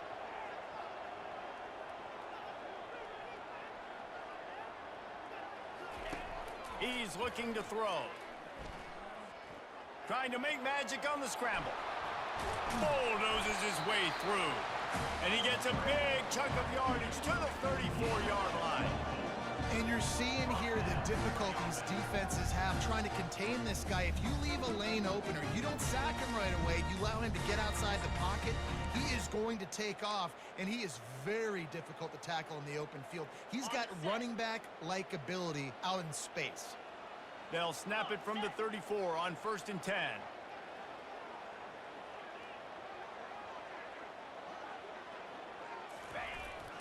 To the ground with the back. And the defense holds firm. No pickup at all on that play.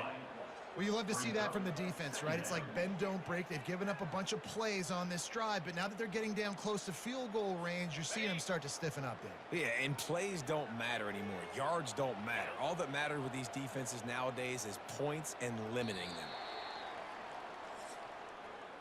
That's the end of the period, and Cal is on top. And as we switch ends of the field, let's take a quick look at the national rankings.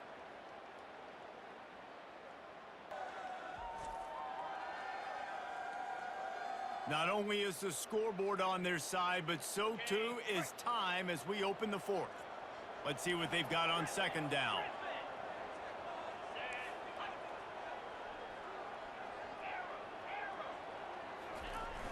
They'll run play action. Steps away.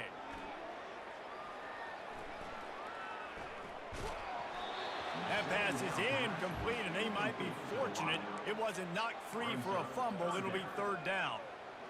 And the QB leaves the pocket, and he scrambles out, and he goes to his right. And I love how he keeps his eyes down the field, trying to make a play, trying to throw the football, but the relentless chase, I love it. Getting to the quarterback. He throws an inaccurate pass because he gets whacked as he throws the football. Nice job chasing by the defense. On third and long, try to convert through the air. It's caught downfield. And it's in for a touchdown. Such a nice job by the wide receiver there on the corner route. He did a nice job off of the stem, not telegraphing where he was going. The defender had no idea. And when he broke to the corner, he created a little bit of separation. There was an accurate throw. He made the catch and then took it into the end zone. The penalty. First down for this offense. Fast motion from the offense. Looking for a man. It's Mendoza. Here's the give off the left side. He's brought down, but there's a flag on the play. Let's see if it stands. Holding. Offense. This defense happy with how that last play turned out, so they'll decline the penalty. You make up the game plan and not a lot on the play sheet for this. Third and long from inside their own 20. Caught in the backfield. It's Brady. And he's not going to make it. The defense denying him the first down. And the Golden Bears will punt this one away. Gets it away, solid distance, but more importantly, trying to keep it away from that return man. On first down, here comes this offense.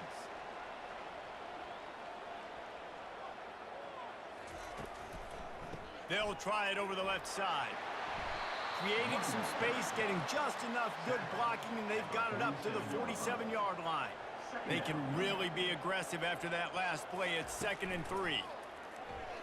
Fires left. It's complete. Really putting together a threat now. They get the first. It's at the 37. You know, the defense, they just haven't been able to find an answer for this guy throughout the course of the game. Obviously, he's got 2 touchdowns, picks up the first down there. They've tried doubling him. They've tried man coverage, zone coverage. Nothing working on defense. They can't stop him. The defender got a little desperate there. Grabbed, held, and the offense will take the penalty. Right on target this time. He's brought down, solid pickup, but a little bit short of the first down. This offense set up with a 2nd and short. And that's going to fall to the ground incomplete. That was a physical matchup there. 3rd down coming. Makes the grab over the middle. And they reacted well to the completion, but it was too late to keep them from getting the first down. There's a reason 3rd down is called the money down. What a great find by the quarterback. Great job finding his receiver. At the end of the game, you look at 3rd down percentages. It tells a huge story, and it goes a long way in deciding who wins a football game. On 2nd down, he'll let it fly. Makes the catch. And they wrap him up, but not before he's got enough for the first down. And this offense is so close they can almost taste taking a 4th quarter lead, but they don't want to leave too much time on the clock for an answer. Can the defense stop them again on 2nd and goal?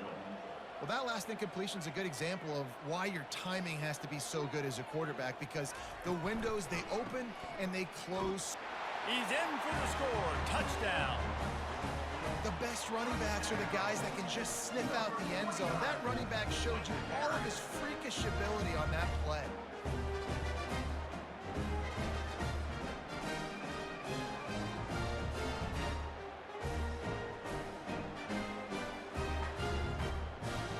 Lining up for the PAT.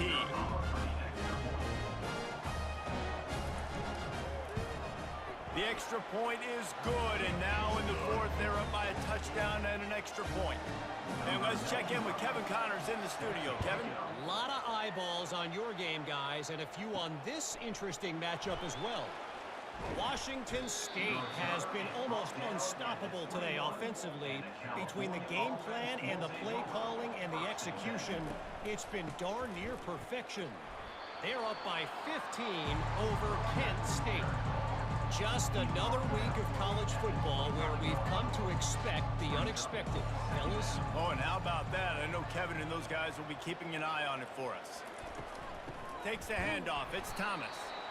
And maybe they want to try somewhere else because there is nothing doing in the middle of this defense. Third and long, and he'll try to throw for it. Finds his big tight end. They'll keep this drive moving by picking up the first down. They have it at the 36. Well, look, that wasn't a touchdown, but that was a massive play for this offense. They needed some momentum. They needed to find a rhythm, and what better way than converting on third down. Awesome job by the quarterback getting those progression.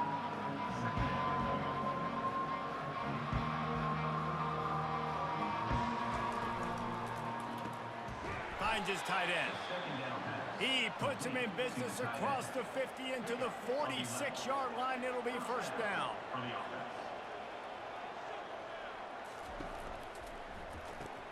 Grab behind the line. It's Matthews. And a good job in coverage there as they stop it after just a few. The Golden Bears come to the line in the hurry-up.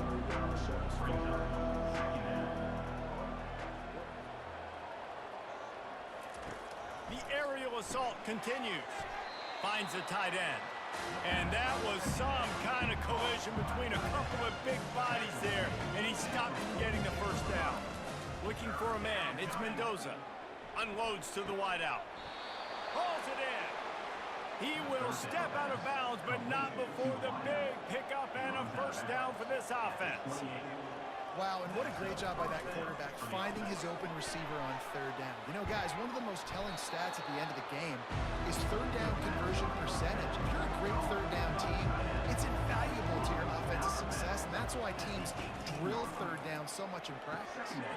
Good quickness to grab it off the deflection. Huge gain before he goes out of bounds, and now they've got it first and goal. And guys, if they can somehow, some way find their way into the end zone, we'll have a tie game in the fourth. He'll be brought down at the 5-yard line, and this defense is on its heels. Second and goal for this offense.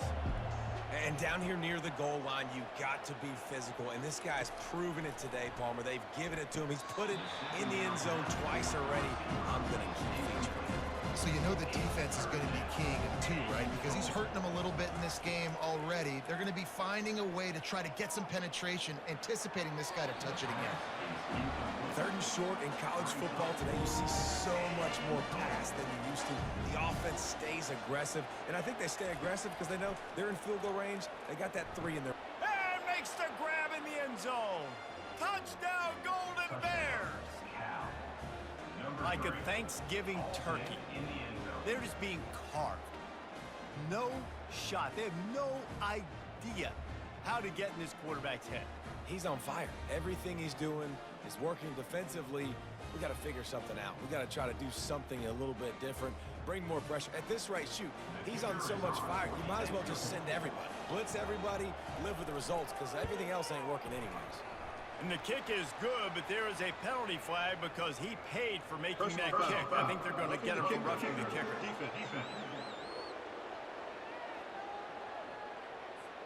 The officials offer the deal, and the coach accepts it. They will take the penalty. Just unloaded on that kickoff. Don't have to worry about a return on a kick like that. They'll bring it out to the 25. They're going to open this drive with a pass. And this will be incomplete. A big hit there forces second down. Couldn't make the connection last time. Let's see if they throw it again. Looking to throw. He's knocked down in the backfield. A swarming defense, and he'll lose 7. This defense has kept them backed up. Now one more stop, and they can get off the field on third and long. And the incomplete pass will bring up 4th down.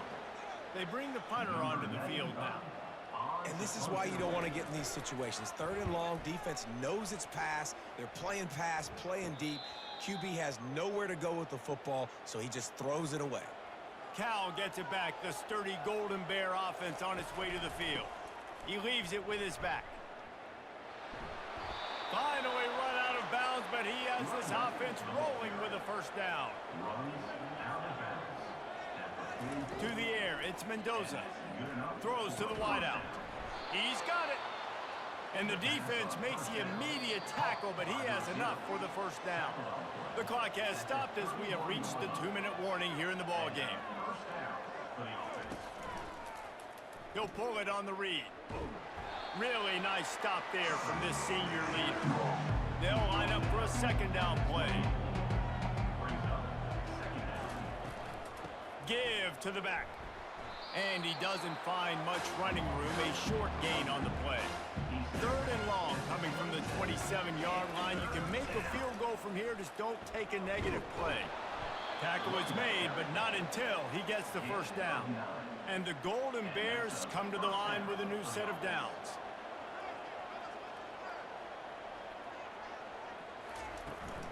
Going to the run, it's Thomas. And a good, solid pickup before the defense cuts him down. It's all tied up. This offensive line, they want the pressure. They want everything to go through them here. They're saying, look, let's just run the ball. Let's get this thing down closer and closer to the goal line. Let's bleed some clock. Got some room, headed to the goal line. Touchdown, Cal! And they grab the advantage, taking the lead here in the 4th. What a great game, tied late in the ball game. Who's going to make the big play? They come up with it late, take the lead. Nice execution. It's hard to execute in these moments. People get tight. The score's tied late in the game. I don't want to mess up, but this offense doesn't worry about messing up. They put the ball in the end zone and take the lead. The extra point is good, and now in the 4th, they're up by a touchdown and an extra point. Personal foul. Roughing the kicker. Defense. So the decision has been made, and the coach will take the penalty. The kickoff team on the field, and he ought to just boom this thing through the end zone with that extra 15 yards on the penalty. Offense set on 1st down.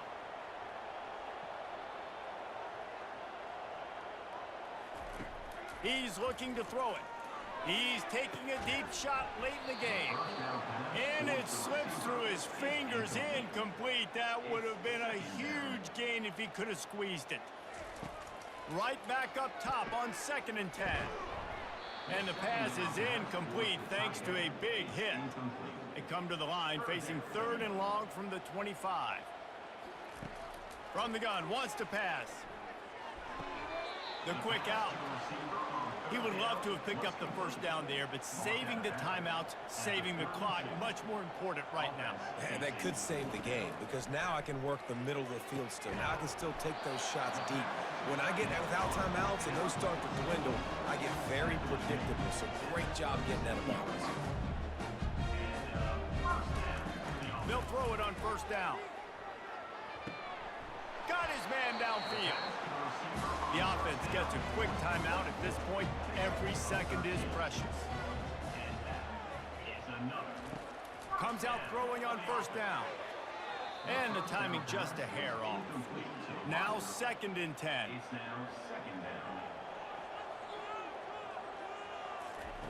He's looking to throw. Unloads to the right. And it'll be incomplete. This is some physical pass defense. Now facing a 3rd and long from the 50-yard line. Here's the snap, looking to throw. Going to try to pop one on the screen. Didn't have much room to run and not a whole lot of help. Short gain there and still plenty of ground to cover for the 1st down.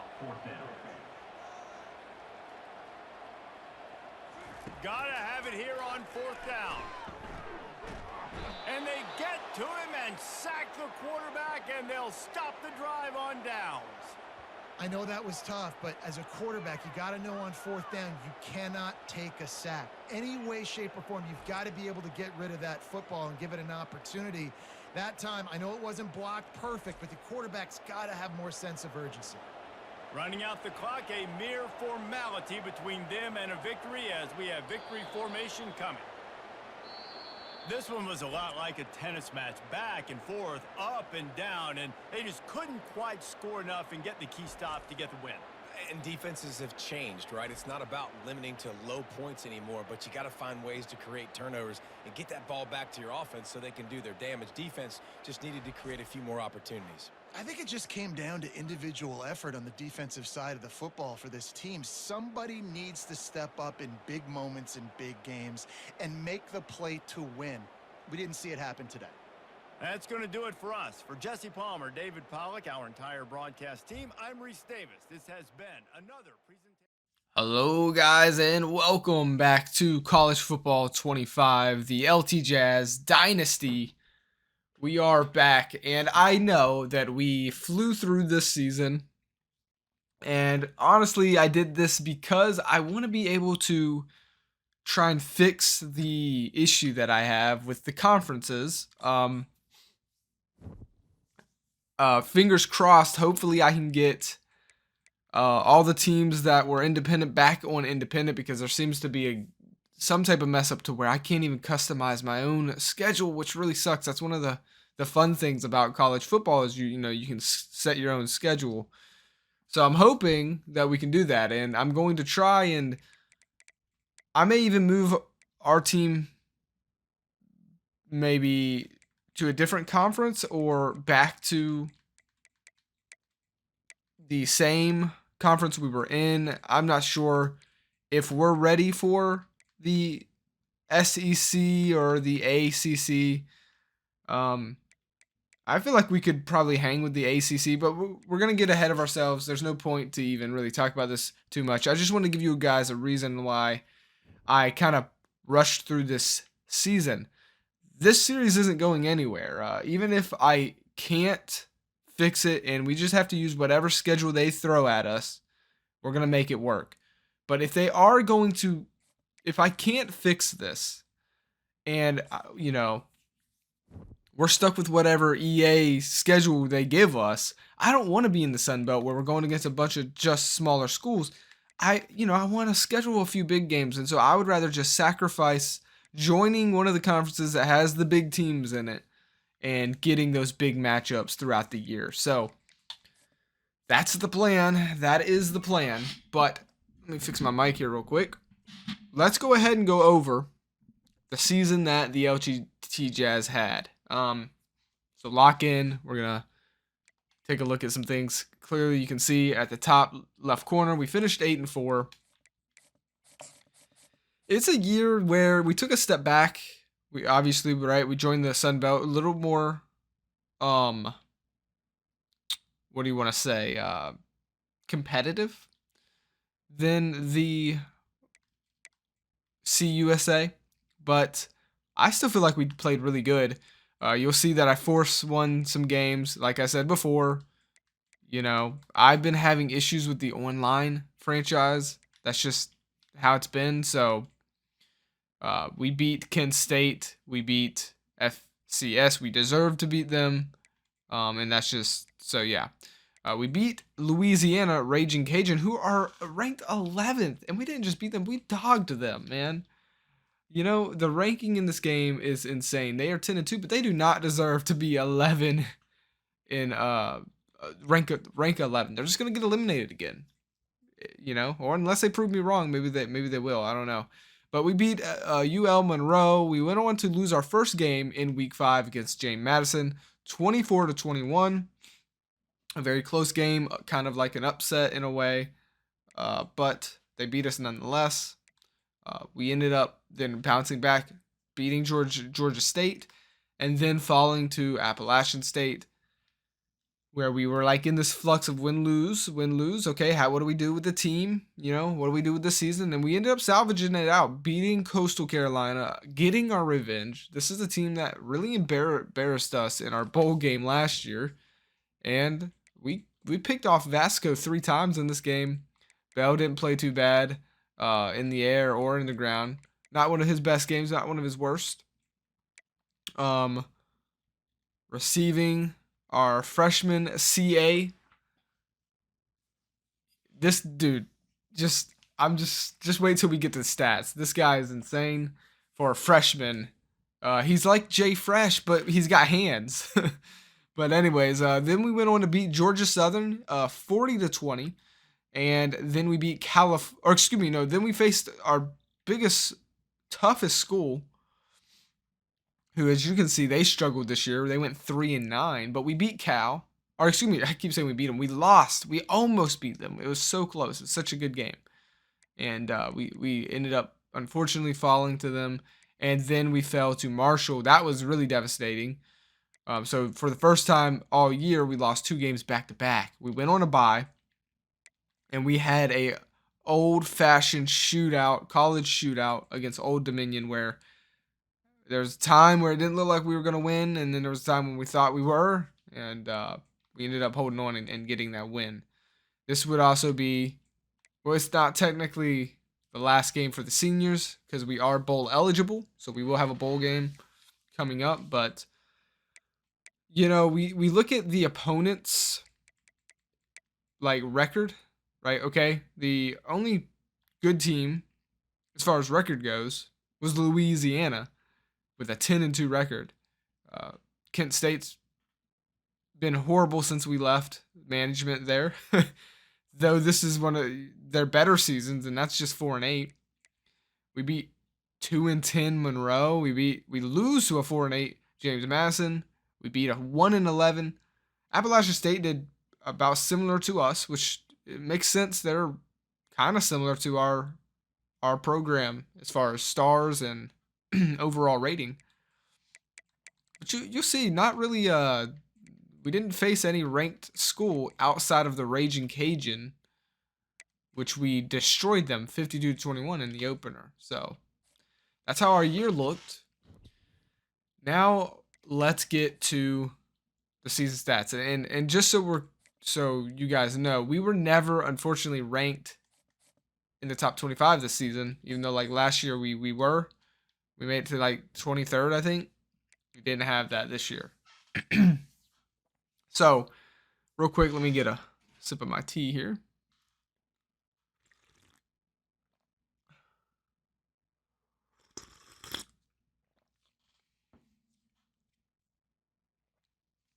So, Jamie Bell did get injured. So, he went down with an injury.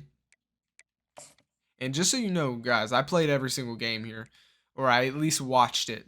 So it wasn't like I just simmed this year, quickly and then don't know anything. I know everything that went down in every single game. So Jamie Bell, we're going to take a look at him real quick.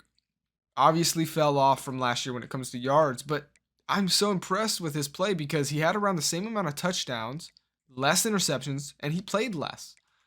He threw more than 100 less times, and his accuracy was better. Now, I'm not sure how many games he missed. Actually, you can kind of see it. So he missed, we didn't have a game week 1. So he missed week 4 and week 5. So 2 weeks. But he did get pulled out for some of these games as well. Like, I'm pretty sure we pulled him out. Yeah, in week 1, we pulled him out. He only threw it 13 times. I want to, and then week 3 is when he got hurt. He got hurt kind of early. That's why he only has 9 passes there. And so technically he was out for three games.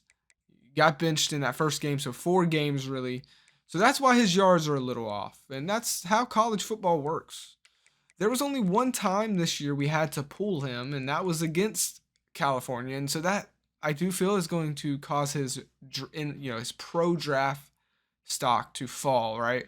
The first time you play a big school and they're having a horrible campaign and you still can't beat them. So that does hurt Jamie Bell's draft stock a little bit, right?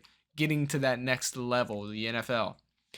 But he bounced back against Marshall, throwing 5 touchdowns, no interceptions, and overall had a very good year, in my opinion. He also did his thing on the ground again. I mean, 3 games, well over 100, almost 200 yards against Old Dominion. That was the final game of the year, which we still have our bowl game to get to.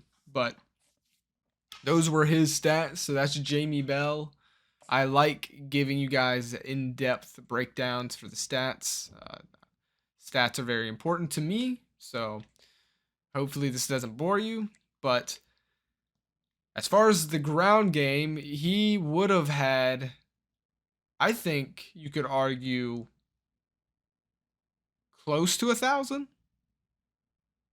Honestly, he may have even had 1,000 yards if he got the same amount of carries. 6 rushing touchdowns. You got to understand he took that injury, and it was, obviously he slowed down running as much, but he's still very, very mobile. So he did very good there as well. So moving on. Also, Jordan Gregory got some playing time for the first time, and let's just say, make it clear, he did very good. He did very good. He threw 6 touchdown passes, no interceptions while Jamie Bell was injured. He played as good as you can call on for a backup / future starter. I mean, yeah, he did really good. You can even see some of the games he got in. So the Cali game, that's when we had to pull Jamie Bell. He came in there and did a little bit better. A little bit better, nothing too crazy. But yeah, these 2 games, of course, one was against the FCS and then the other one at Kent State, which is one of the pretty bad team. But he did good in both of those. He even got playing time against UL Monroe, where he did really good. And he's yet to throw an interception. So Jordan Gregory did fantastic as well.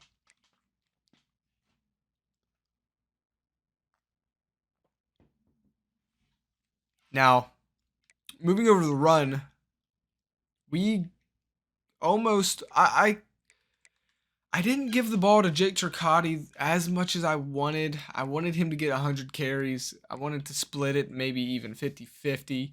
But you can kind of see Deion Dillon took about 30 of those carries away from Jake Turcotte. That would have put him at like 110, but 118. And also, of course, we run it with our quarterback read option a lot in this offense. I also have, if you guys want to see my playbook, I can share that. I do have a custom LT Jazz playbook that we run. But ultimately, Lee Beebe Jr. is gone. This is his final year. He did okay. I was so excited to use an 88 overall running back. It was the highest overall I've ever got to use in this game so far.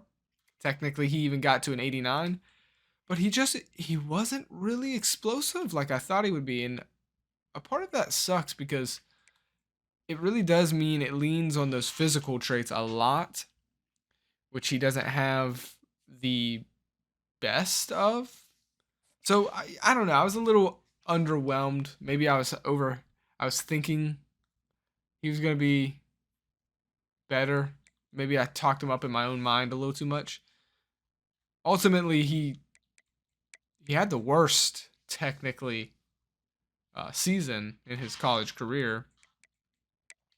But he didn't do that good in the air game either. So, I don't know. Lee Beebe Jr., I don't really see him going to the pros. I don't think he really did that good. Jamie Bell, of course, he did so good. But Jake Turcotte struggled as well. So, you could argue, you could chop it up to, hey, it was our run game. He kind of took a step back as well. I know he got way less, but I'm talking about average per carry.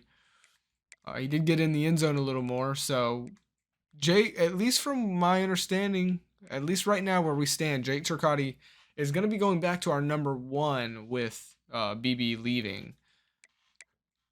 So hopefully that'll, work out for us. I know Jake Turcotte was a lot better in the air than BB was.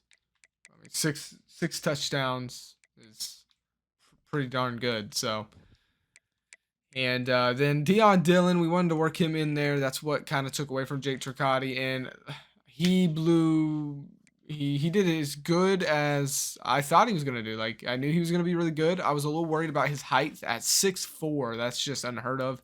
But at the college level, hey, maybe you can get away with it. And he sure as heck did, right? Like I don't know if we're playing him enough to where he's gonna want to stay, but we'll see. He averaged 6 yards a carry, so that's pretty darn good. But yeah, that's the running back stats. Moving over to wide receiver, CA. That's right. I'm done with even trying to pronounce that last name. Okay, no, I'm not. Let's see. Let's see if I can do it. Awosika. Awosika.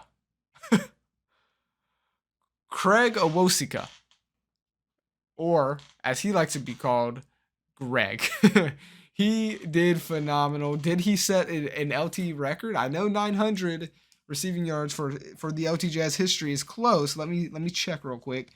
I have the binder out here. I keep the LT Jazz franchise stats.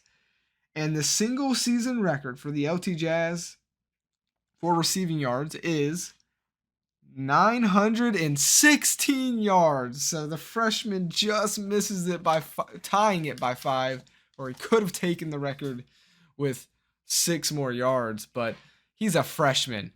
Like, he should be able to get it next year, maybe. He is like Jay Fresh, a little taller, in way better hands. Now, with that being said, I'm not hating on Jay Fresh. I think Jay Fresh is fantastic. That's a very good compliment, but CA took over. Then Dontavius Brown, like, let's talk about he did pretty good as well. I mean, second in yards on the team, second in recs. But when it comes to Jay Fresh, he is really good in that red zone. He did get beat out though by CA, but Jay Fresh is right there with 10, which I want to say makes him the best consecutive touchdown reception. Well, he only had 5, but either way. So technically, Jay Fresh kind of fell off from season 1. But then again, in the red zone, man, he was so good. I mean, he doubled his touchdown receptions. So I have to keep an eye on Jay Fresh. I think he's going to grow and he's going to be great if we can just get his catching up. That's the only thing holding him back. He's got the athleticism and the size. But yeah, CA looks so fantastic. He is just a normal dev, so we don't really need to expect him growing too crazy, but he is a 4-star, so I don't really know. Does that mean, is it the star rating that makes them grow?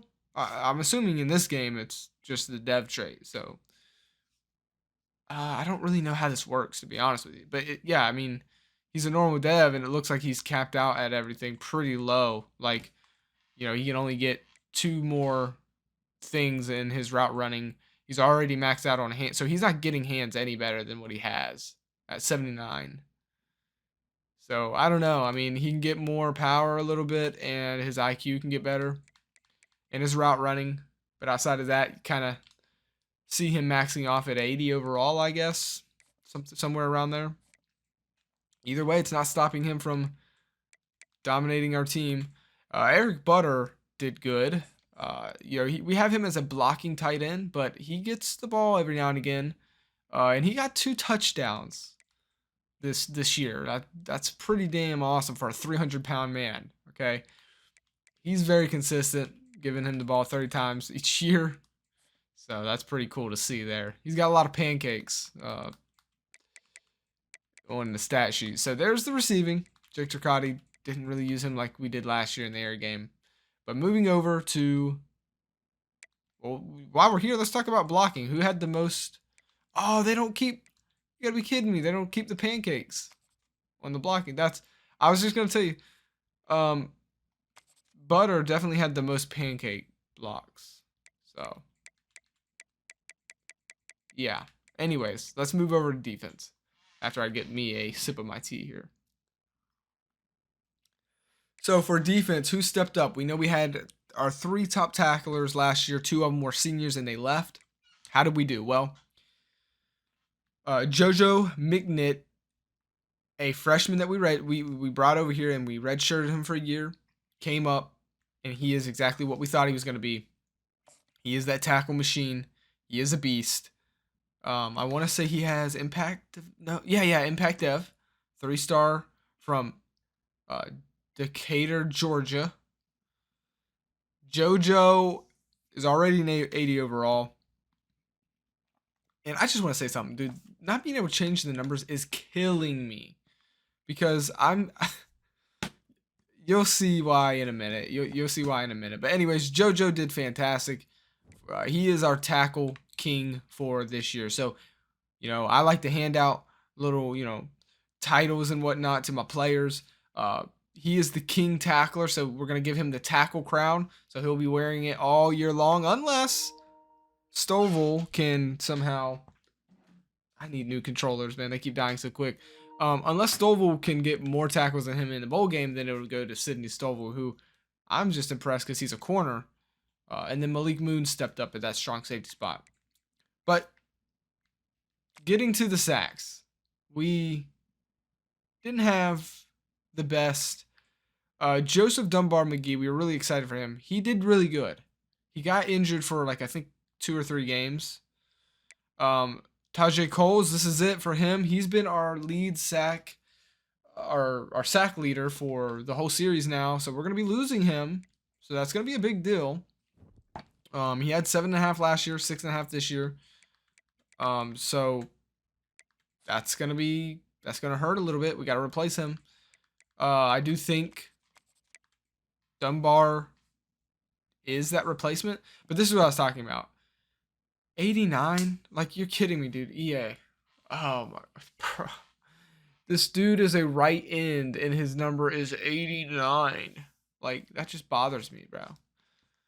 Like, come on, man. Let me change the number. I can't change the stats. I can't change the ratings.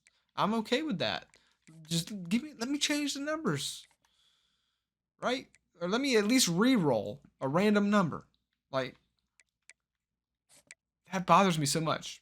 So if the way I'm going to do it, because I want these players to be able to go to our Madden series that we like to do, our franchise Madden series, the MFL. If a player is good enough and we decide that, hey, yeah, he definitely deserves to be in the MFL or get a shot at the draft, if they have a weird number like this, I'm going to be changing it around. I'll try and somehow make their number work. So for him, I would just rotate the numbers around and he would be 98. That's how I would do that. So that's kind of how I was playing. Or I've seen a quarterback that has the number 33. If he made it to the MFL, I would just take away a 3. And he would just be number 3 in the pros. So that's going to be my workaround for that. Hartley also did pretty good. The Hammer, how did he do? Well, he got 2 sacks. He was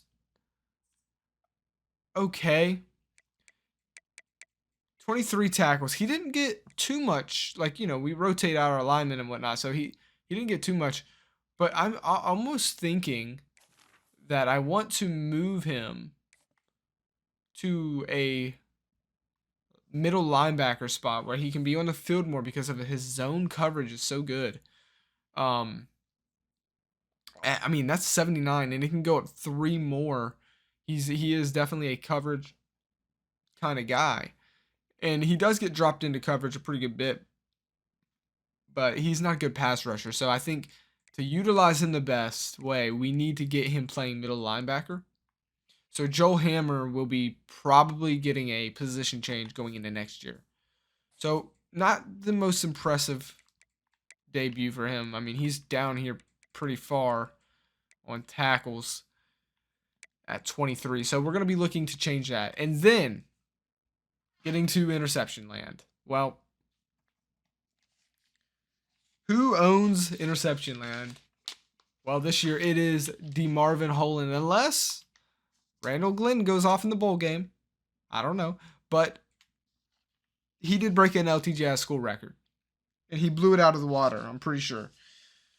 So, for the defense, for LT Jazz history, Randall Glenn, this guy, actually held the record. He broke it. He set the record last year with 4 interceptions. he went on to break his own record with 6 this year. But DeMarvin Holland broke that record and got 7 interceptions, being the new single season record holder for most interceptions in LT Jazz history. Now, technically the year's not over. We still have the bowl game to go, so we'll see. But we did really good at turning the ball over on defense. And then when it came to kicking, well, DZ only missed 1 field goal, and he was perfect on extra points. He made 1 50-yard attempt out of his 50. It was when he missed a 39-yarder. So he was perfect at the 50 mark. That's pretty impressive. So there you go. Real quick, because I haven't actually looked at this. So that's the LT Jazz wrapped up, but I wanted to see, you know, how did the nation do? Who was the best player in the nation? I haven't looked at this yet. Oh my goodness. So it's DeMar Holman. Again, DeMar Holman. We got to add this guy to the MFL if I can remember. He is insanely good, man.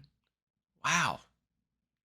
You know, he was in the running for the Heisman last year, and he just missed out because of the Florida's quarterback. But he's got another shot at it. He's got the most yards and not the most touchdowns. So it's gonna be close. Aiden Charles.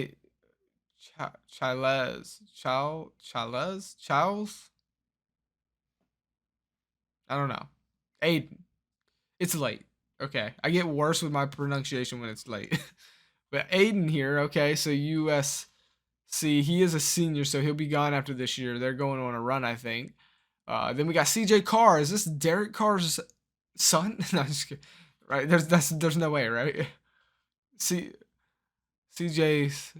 maybe. I don't know. Anyways, Notre Dame's quarterback, he's done pretty good. I feel like I've seen his name before, but I've definitely seen DeMar Holman.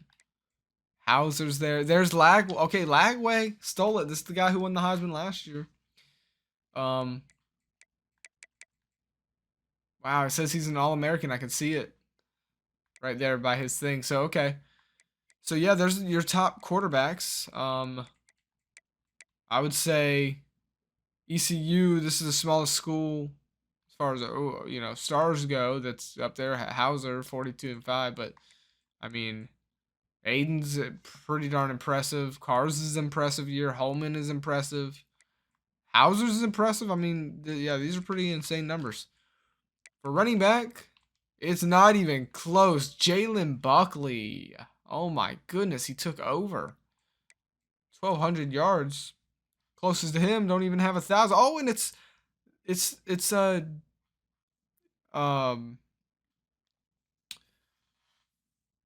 Jamie Bell's team. I'm pretty sure. Yeah, Jamie Bell's the Oahu Nenes. Jadine Thomas. So he's got to start up. I didn't expect to see his team up there. Wow, 87 overall. Okay, so there's your top runners. Who has the most touchdowns? Justice Haynes at 15. You know, Jamie Bell had that last year as a quarterback. Ja'Curry Brown is a quarterback right here who has 10. He's a quarterback for the UCF, so that's pretty cool.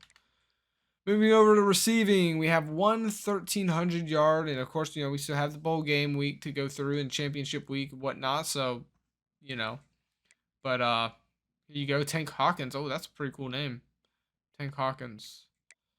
Not bad. Obviously, we don't have any of these yet, but for receiving touchdowns, 18 for Jalen Moss. Oh man. You gotta lead in something if you're a wide receiver and your last name is Moss. All right.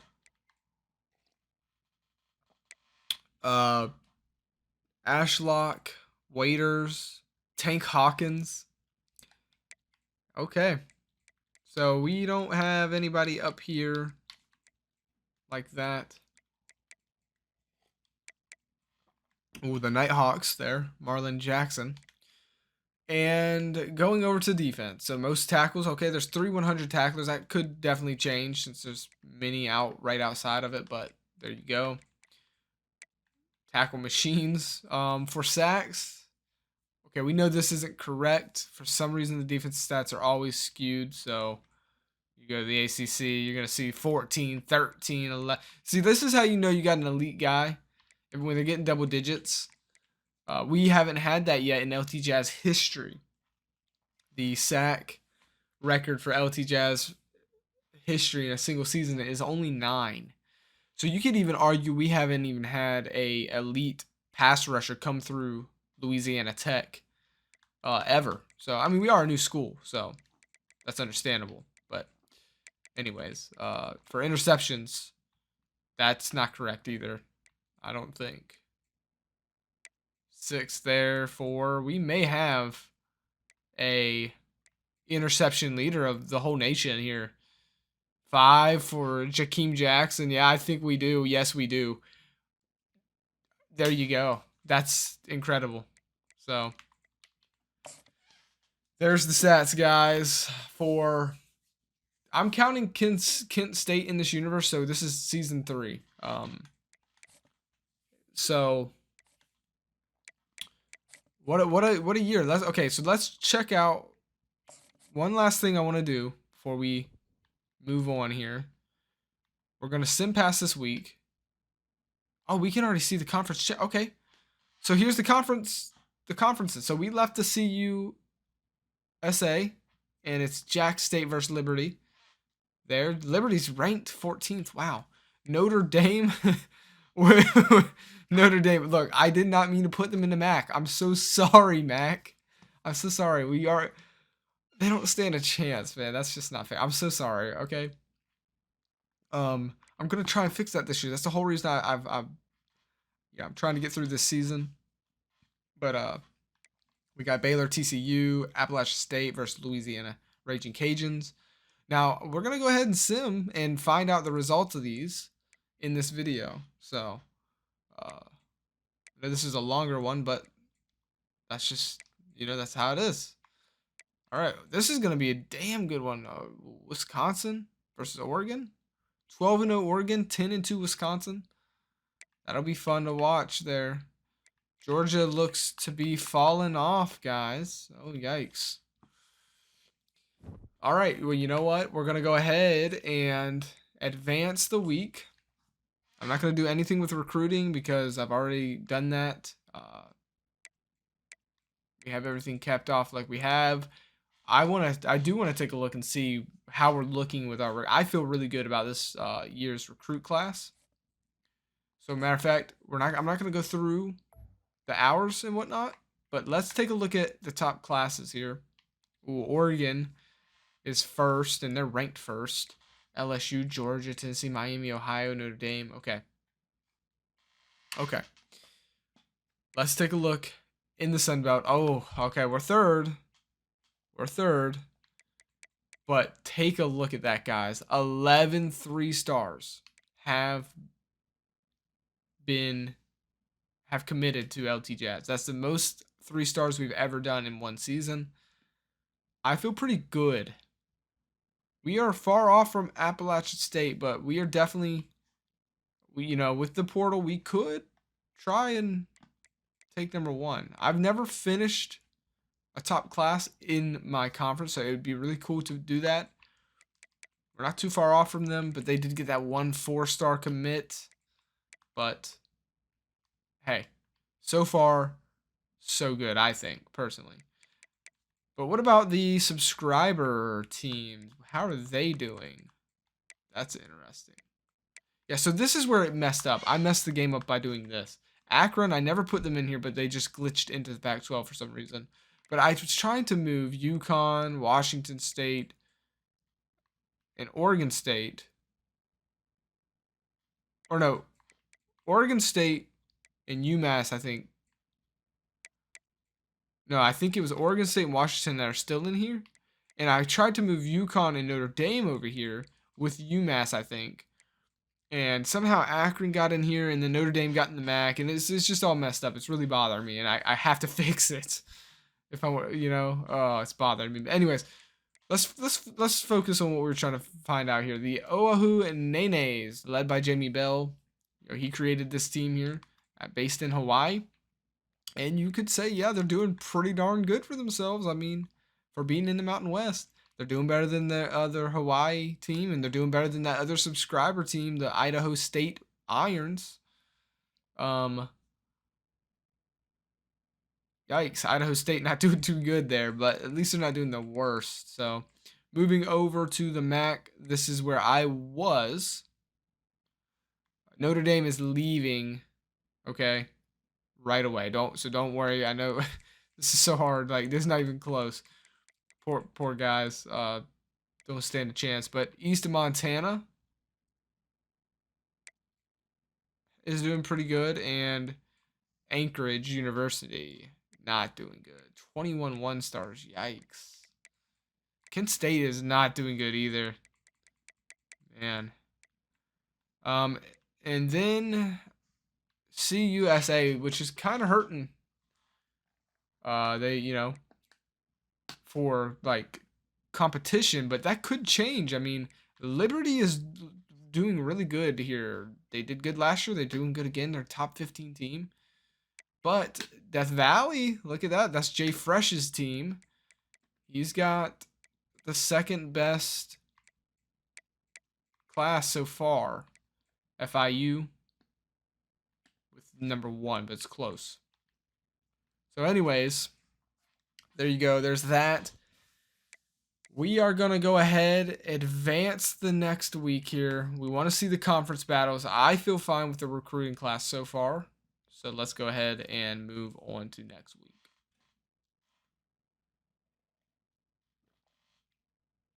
Okay, so we don't get Tony West there. That kind of sucks. Yeah. Okay, it's still a battle for these two. Ooh.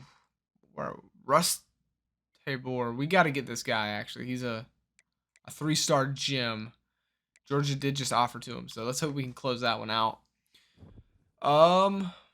Let's see. Here we go, and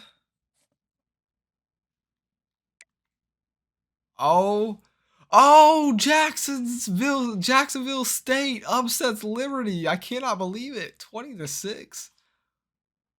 Bruh, for a second I thought I said Ohio won. No, they got dominated. Notre Dame joins the MAC just to bully them around, just to go back independent. Hopefully next season I can fix it. They do not need to be in the MAC, though. If they're going to be anywhere, they do not need to be in the MAC. They dominate. TCU falls to Baylor. That was a 7 and a 5 rank going against each other. It was very close. Baylor edges it out. Louisiana, Raging Cajun. Is this a new Louisiana team? Many are saying LSU is out. LT Jazz, forget about them. It's all about the Raging Cajuns. I'm just saying we dogged them by 40 points. So that's going to help them.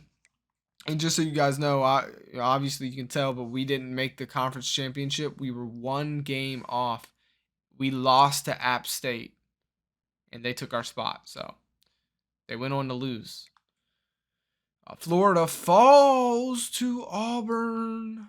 Oh, man. Florida was 12-0 up to this point. Huge SEC championship battle where Auburn wins.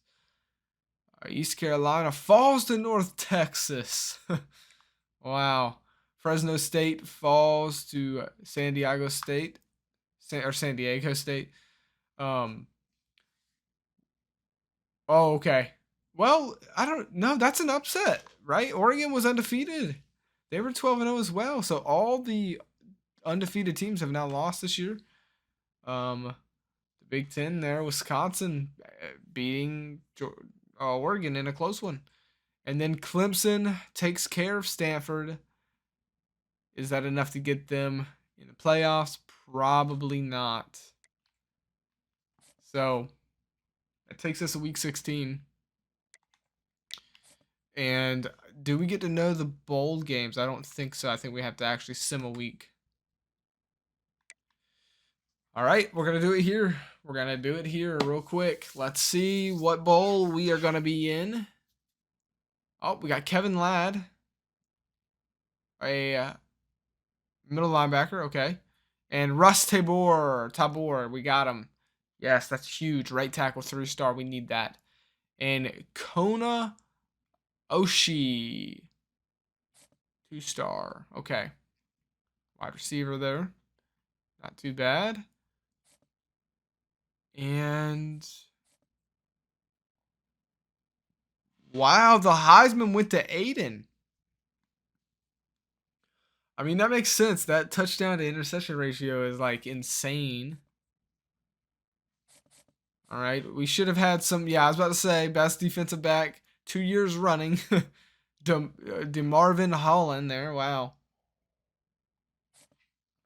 7 interceptions, setting an LT Jazz school record. Oh, and we're going up against the Buffalo Bulls. They were in our old conference. And we're playing in the 68 Venture Bowl. Oh, man, this is going to be fun. Playing against the Buffalo Bulls. All right. From our old conference. A matchup there. They had a pretty similar year to us. Not too. Oh, and we're pretty similar in overall as well. This should be a good matchup. So we could check out award winners and whatnot. Real quick, I just want to see the college football bracket. Let's see what it is all about. The Raging Cajuns miss. Oh, wait. Oh, what? The Raging Cajuns get a bye. Oh, man. That's crazy. They won their conference. I guess. Yeah, that's how it works, huh? Notre Dame will get a bye since they're not independent. Baylor and Wisconsin. Wow. Okay. The Raging Cajuns have gotten better than they were. A year ago they punched their ticket, lost right away to Georgia. Georgia ain't even here. But the Raging Cajuns are, and they get a bye. That's crazy. I guess that's how it works, right? There's the playoff bracket for year number 3. I mean, I think personally you still got to worry about Notre Dame, Oregon, and Florida, and I think on the other side, the number 1 team to worry about is probably be, in my opinion, Wisconsin, Auburn, but we'll see. We'll see. Man, that's interesting right there. Yeah. Okay. Award winners, real quick. We're gonna go through this pretty quickly. We've been going on and on in this episode. So there's head coach of the year, James Anderson. Didn't he win it last year? I think he won it last year. Maybe, or maybe he did. I don't know. I know James Anderson was in the national championship, obviously. So he's had a very good head coaching career so far. We were not in the running this year. So, okay. Best quarterback, there you go. Do we have anybody? Yeah, they were going back and forth for it. We kind of seen that. Best running back goes to Justice there. Okay. Best defensive back. I love that we have all these kind of awards.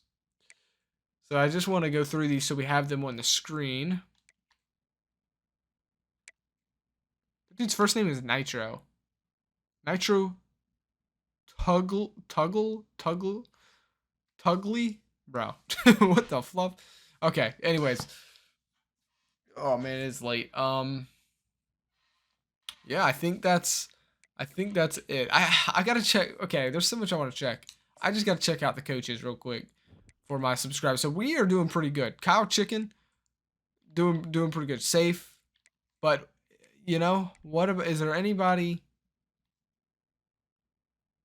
above me, above Kyle Chicken here? That's the number 1 Junior Irish, Eric Hunter, Neil Hobbs. What about our subscribers? If you want to be a head coach, submit it down in the comments below. So we know one of them already got fired, but so here's Jane Bell.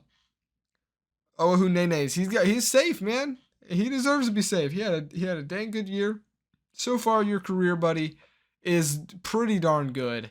You have a 1-1 bowl record, and you're 23-16, and you are 5-1 versus rivals. You're 1-0 versus top 25. Jane Bell is having a dang good head coaching career. For Jim Hammer, not Joel Hammer, Jim Hammer, it's not as good. But he's so safe. He has taken a team that was completely bad. They didn't exist before him, and he's built them up, and they are competing. I mean, 19-20, 3-2 versus rivals, 1-2 versus top 25, and 0-2 versus the bowl. So he needs to prove that, hey, he can win those bowl games. See if he can do that this year. Maybe if they got a bowl, I'm not sure. For our buddy Keith Butter, he got fired. And he got a new job at SMU. Now, Keith Butter, I don't know what they did this year. But, well, no, I do know because this is his first year. They went 6-6. So his career record is 20-19. He's 0-1 in the bowl. 4-2 versus rival. But he has never beat a top 25 ranked team. He's 0-4 versus top 25. Not a good start to his coaching career there. And I do believe we have one more somewhere. Yikes, way down here. Oh no. We got two more. Oh no, we don't. Brian Harris, there's Anchorage. Here he is. Okay, so we know that Death Valley got rid of their head coach and they hired this Elijah Cordova, and he went 4-8 with them. Yikes. Okay, well, there you have it. Who is, just real quick, after 3, who's the worst so far? So we have some new head coaches come in. I do like seeing that. New generated, so is this, career records?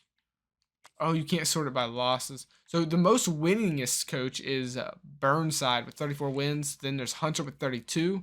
Your boy Kyle Chicken is up here on the first page. Look at that. Down there at 27. That's not bad. 3 winning seasons. Come on. Yeah, okay, so the wins are in the 30s here for the elite coaches. Now, how many losses? I wish we could do it by losses. I guess you could do win percentage, huh?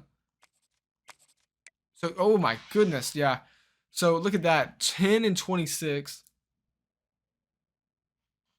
Joel Fitzpatrick here, he's not doing good, man. He needs to probably call it if he can't turn it around quickly here. So 26 seems to be the most L's that have been taken by one head coach. There's a couple here at 24. Yeah. 23 there, but okay. Enough of that. We are going to go ahead and get in to this bowl game and show you guys the highlights and whatnot. We do have I always like to look at this just to see. You never know. Maybe one day I will move on from LT in the same save file and start a new Dynasty build up from a different team. But none of these teams are going to be the team. And I'm definitely not doing it anytime soon. We have a lot of work to do here with the LT Jazz. I'm not going to change any staff unless they leave. I like the staff that we have. And I just wanted to show you guys. Okay, first off, let's check our school just real quick. Kind of see, coach stability, coach prestige is up. Our championship contender is up. We're still working on the other stuff and whatnot. That'll go up as we try to get into a big boy conference. Program traditions is a little bit down. That's just, we need to win bowl games. We need to win conference championships and Heisman winners, playoff games, that kind of stuff. But Our stuff is getting better. This team prestige or athletic facilities. I guess team prestige is what makes it go up. Well, our prestige is going up. At least, right? We're 2 stars, so that's working out. Crap. I wanted to just show you guys so far, just in case I forget to show you guys. I wanted to show you. Is there any way we could just look at our commits? Guess I could just do it this way. So our biggest commits, I think, we have it's just a bunch of 3 stars. There's not really anybody that sticks out crazy, except we do have Alexander Whittington. But I'm gonna tell you, we don't necessarily have a backup scrambling quarterback once Jamie Bell leaves. So we may have to change our playbooks and not have a scrambling quarterback for a while. Alexander Whittington looks really good. He's got Phil General and Road Dog and wait. Yo, that's an update, huh? We know there's oh wait, no, not an update. We know their development. How do I know their development?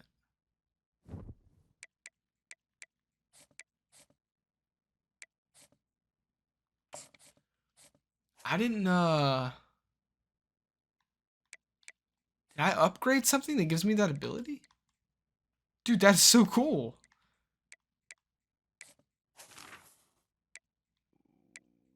What did I do that does that? Does anybody know? Archetype motivator? I don't know. I really don't know. Maybe it's one of the coordinators that has it? Tactician?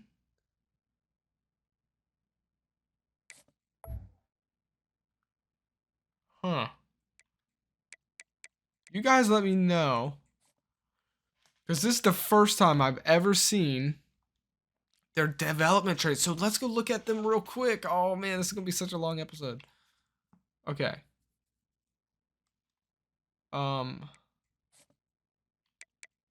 Let's go. What am I doing? Dude, I'm so tired, but I don't want to get off the game. Early national signing day. Oh, this just got interesting. Now we can really look at these players. So we were going for Buck Schaub. Yo, we have him 100% scouted. Does it show us his? Bruh, he was impact. He was freaking impact. We were so close to getting an impact. First ever impact. We were second, dude. Oh my goodness. I think it's more fun knowing their dev trait, to be honest with you. Especially because it's like hidden in the menus when you try to find out. So half the time I forget to look. This is pretty cool. He was an impact player. We almost had an impact player. No. Buck Schaub. We got to remember that name. Freaking Buck Schaub. Okay, we missed out on Carl Poe, who was a normal dev. Alexander Whittington. Probably the next quarterback in the future for the LT Jazz. He's going to change up our whole offensive game because he is not athletic. And I rely a lot on Jamie Bell's legs in the scheme that I have. But he is a star dev player. We can't not use him there.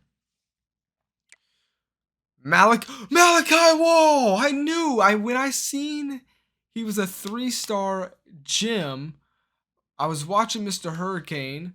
And this is before, obviously, I realized that we could see their development trait. But he said that, a gem or a bust has to do with not their overall rating, like their ratings, but their development trait. And sure enough, Malachi Wall, this could be just coincidence, but Malachi Wall is a gem and he is an impact player. That's the highest dev trait you can get. That's the first time we've ever first time we've ever recruited a impact player. So that is huge. He's coming in with 2 mentals, fan favorite and team player. Okay. Interesting. All right, moving over. Oh my goodness, we got another impact. The natural and team player mentals A center impact, Ron Humphreys. This is definitely our best draft class I think we've ever had. So yeah, so he was a bust there, right? A 3-star athlete, so he's got normal development, but team player balance his abilities there. Ooh, John Goda. We missed out on him. He was a star development, so that kind of sucks. A star center would have been nice. For Russ Tabor, star development. We said we needed him, and that's definitely why it's that's a very good pick. A pickup. Very good pickup for our team. Yes, we have a right tackle leaving this year, so that's perfect. Joel Bequetti is a normal dev. Rashawn Samaya, normal dev. Reggie Flowers, normal dev. Oh, wow. Joe Holyfield, left guard. I knew when I seen that 88 strength, he was going to be great, but I didn't know he was going to be that great. He is an impact player for them. I did not mean to switch the page. I want to see how close were we? 5th. We weren't that close on getting him. Wow, Troy is getting an impact player in running back Gage. I did want this guy a lot. Yeah, wow. 2nd place on another impact player. At least I know I'm targeting the right players. Quandre Forney. We get him. He's normal dev.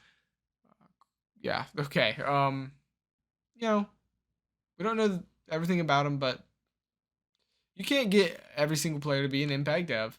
But you know what? We'll take star. Brian Cushenberry. We can move him to left tackle, right tackle, you know, whatever. He's a tackle. And he's a star development. That means we have a star. We have 2 tackles. 1 star. Okay, no, it was a center. Well, no. 2 star tackles. 1 impact. Ron Humphreys. Wait, is impact? Is impact the highest? Or have I been wrong this whole time? Bro, hold on. I think I'm wrong. I don't think impact is the highest, is it? Oh my goodness, I feel so stupid. This whole time I've been going crazy for impact players. I think that's lower than star, isn't it? I don't know. I don't know the game like that, guys. I'm still learning. All I know is star is the 2nd. Like, there's only 1 that's above star. But I don't know if it's impact or not. Sean Mastrud is a star development. Johnny Lewis. Now that I'm seeing impact so much, I have a feeling impact isn't. I'm pretty sure impact is just above normal. Yeah. Oh, okay. All right. So, you know, I'm trying to learn, guys. Anyways, that's our draft. That's our class for the most part. Outside of the portal, you know, that's what we have. So,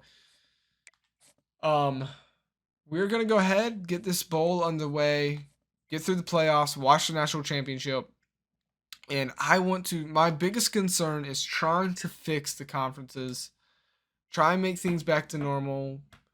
If I can't edit my own schedule, that's going to be a bummer, but I'm not going to make it stop me with the Dynasty, so no worries there. I'll just figure a way around it. Like I said, if we can't edit our own schedule, then I'm probably going to put us in a big conference so we can have these big games. I want to be able to play teams like Clemson, teams like Florida State, you know, teams like Miami.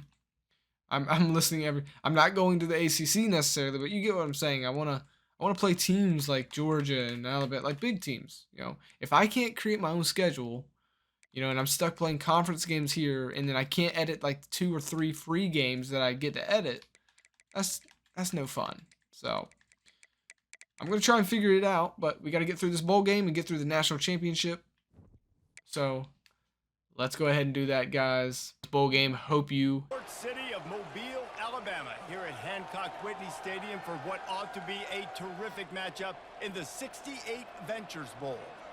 Weeks of additional practice and prep for bowl games not only can set the tone for what we're going to see in this game, but for what might be in store next season as well. As we'll see a squad from the back, the Buffalo Bulls, taking on a team from the Sun Belt, a group with a lot to prove here today. For EA Sports College Football, I'm Reese Davis, joined here in the booth by David Pollack and Jesse Palmer. And guys, let's get this thing started.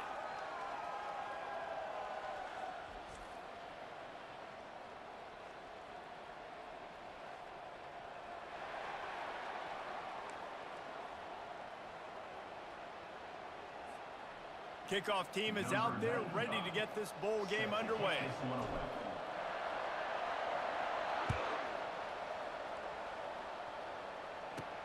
He'll bring it back from inside, and he coughs it up inside the 20. Kicking team's got it. Hey, as a return guy, you know that you're going to get popped. You know. They'll run it from the gun. Running hard and getting 6 yards out to the 26. The Bulls are in the hurry-up. One thing I've noticed from talking to coaches about their approach to bowl games is how many of them use it as a springboard for next season. They try to focus on developing some of the new guys, maybe, that have joined them for the bowl practices. I mean, you get 15-plus extra practices. You start to play and experience more as young guys. The older guys get a little bit more rest. But, yeah, you're building the future. You're building the foundation. You're working on your technique. And you know what? You also get to have some fun. I think that's important for team building, is having fun at your location, doing the different things together to start to build that unity that will make a big difference in the future. Yeah, there's a saying in college football that your freshman year, when you get to bowl season, you're no longer a freshman. A lot of players grow up. You get the extra prep. Nothing but green ahead. And they finally get him stopped, but it's a big throw and catch, and he's down at the 5. Well, after that last play, you can see how electrifying this guy is and how special he is after he makes the catch. If I'm on offense, I'm trying to find a lot of ways to get him touches in this game.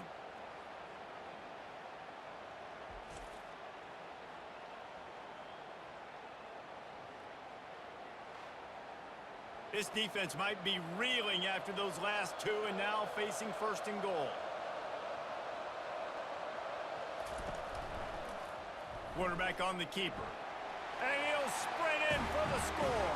Touchdown, Buffalo! It's what makes this offense so hard to stop. When you've got an athletic quarterback, you've got to worry about him in the running game. And there on the option, he makes the right decision, keeping it, and capturing.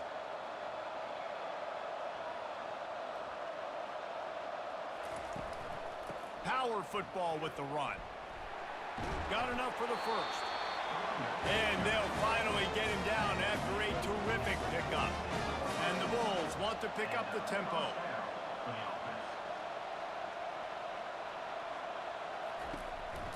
They're going to ride this running back.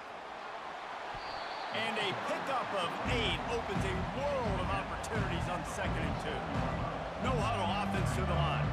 Well, guys, bowl season is here. Always fun to get these non-traditional matchups that you don't see regularly. What do you guys remember about playing in a bowl? I think you remember all the moments throughout the season, throughout your career, and then it's the last time that you ever get these group of individuals together. You say goodbye to so many people, and it's kind of bittersweet, but always fun, Jesse, to dance with your boys one last time. But another thing, too, I love the swag bags, personally. I love getting... Oh, look out. There he goes. Big gain on that one as he steps out of bounds with a 1st down. The Bulls come to the line with a fresh set of downs. I think one of the hardest places to move the football on the field is right outside that fringe area. Now the offense gets to skip that area because there's a great job by this running back making something happen, getting the ball all the way down the field, now set up on 1st and goal. Well, this defense knew coming in they were going to see some RPO and they were going to see some quick game. A nice job there taking the throw away from the quarterback. Now it's 3rd and goal. He'll do it himself. And he'll glide his way in for the score.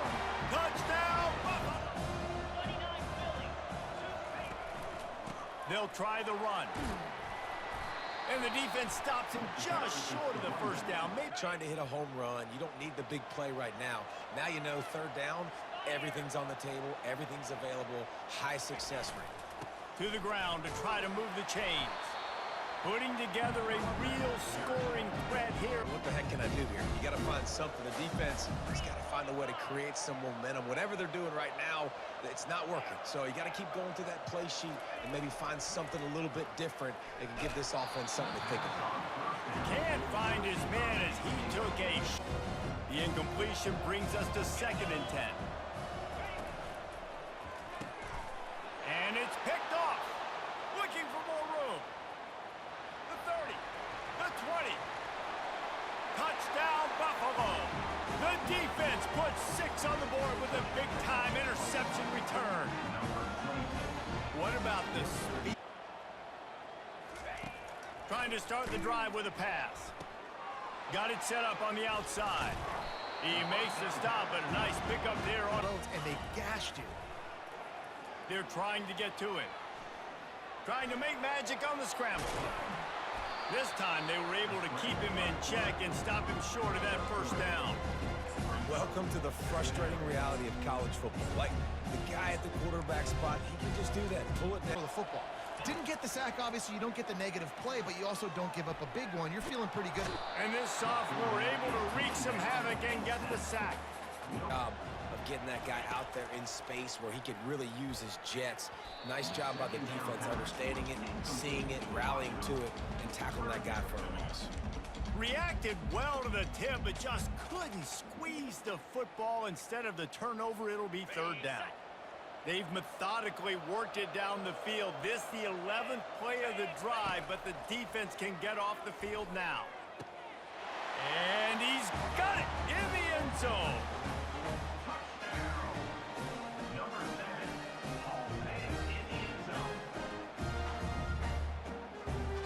Tight end. Coming out on 1st down with the play fake. Got it in the middle, it's McMillan. That's the kind of play that can really get you going as they have a 1st down at the 43. Good enough for a 1st down.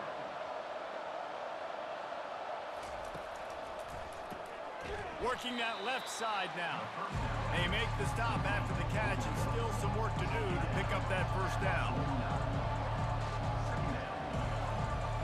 Looking downfield, it's Watts.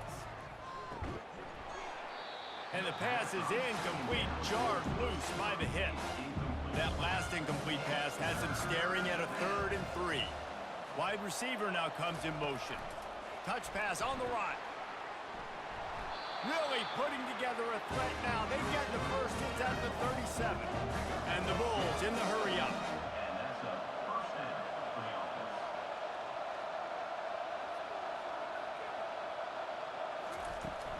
Off the play fake on 1st down. Pulls it in. He's run out of bounds, but a big play on that one, and it'll be a 1st down. You know, as a defensive guy, you use the sideline as your 12th man. You push the receiver out that direction. Look at the wide receiver, still doing a great job of getting small and getting that foot in bounds, making the play and catching the ball. Got 3 on 1st down at 2nd and 7. From the gun, give on the inside. And a really nice run and pick up there before the defense avoided disaster and stopped the really big play.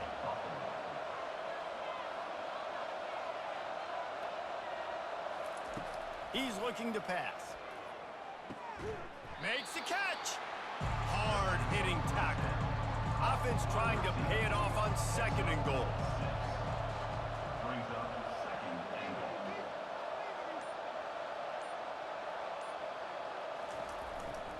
Trying to barge in. And he'll find the end zone. Touchdown, Bulls. Look, it's still early, but we have some real distance being put on the scoreboard right now. You do. It's early, but you got to find something positive. Right now, everything going in the other direction. So how are you going to respond when you've been hitting the mouth early in this football game? Got to find something positive quick. They'll try to tack one more on their score. For the extra point. The kick is up and good and put one more on the lead. They put together a 74-yard touchdown drive, and it was closed out by the short yardage touchdown. On the run from inside his own 5. Just never had a chance to go get it and get a first down. Handoff to the single running back. What a nifty run there to pick up the first down, dealing with 2nd and 13.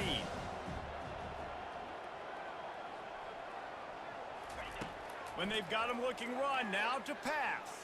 Going for the big play. That is just a sideline clinic. Throw, catch, toe drag, everything you want. It's a beautiful pass and catch. I love natural ability that he has the ability to run, go get the first down, keep this drive. And he's into the end zone for a touchdown. And how about that? His 2nd receiving touchdown of the ball game. Find ways to get your athletes the ball. They'll do.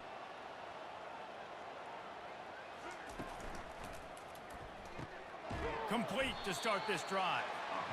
And just a short, safe pass play. They pick up a few. The Bulls want to move quickly. They're going to test that run defense to the right here. He's dropped behind the line of scrimmage. That'll be a loss of 3. They come to the line facing 3rd and long from the 25. Dropping back, it's Watts. Unloads it downfield. And it slips through his fingers, incomplete. That would have been a huge gain if he could have squeezed it. This is a point where you just got to be able to focus. And the critical down and distances in this game, like that 3rd down right there, when it's a good throw, you got to make the catch. Down, offense has to make a decision.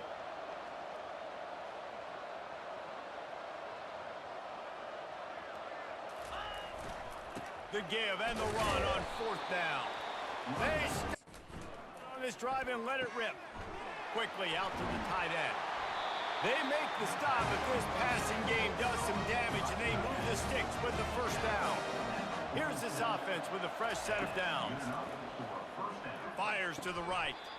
And the physical play there forces the incompletion on first down. Let's see if they go back to the air on 2nd down. Getting some heat. And this sophomore able to wreak some havoc and get the sack. They'll tell you that somebody's always going to pop open, but it didn't happen in time before they got the sack. No, it did not. And you know what? I'm going to remember this. I'm going to remember zone defense. They didn't really have an answer. They weren't ready to get rid of the football. Quarterback hesitated. I got to him and got him on the ground. Might be a good call later on in the game. This is a 3rd and long. The inside handoff. And he's a real nowhere man tackled in this no-gain land. Here's a timeout on the field. Tight game here late in the first half. And the Bulls will call on their punt team. This will be the 2nd time they've had to kick it away. And the returner runs out of reach. Looking to go up top on 1st down. Escapes the pressure to his right. Now he'll throw back into the middle. Ball in the air, intercepted. Got room on the return. He's inside the 40. And he's dragged down after the interception, and that's how we'll close out the first half.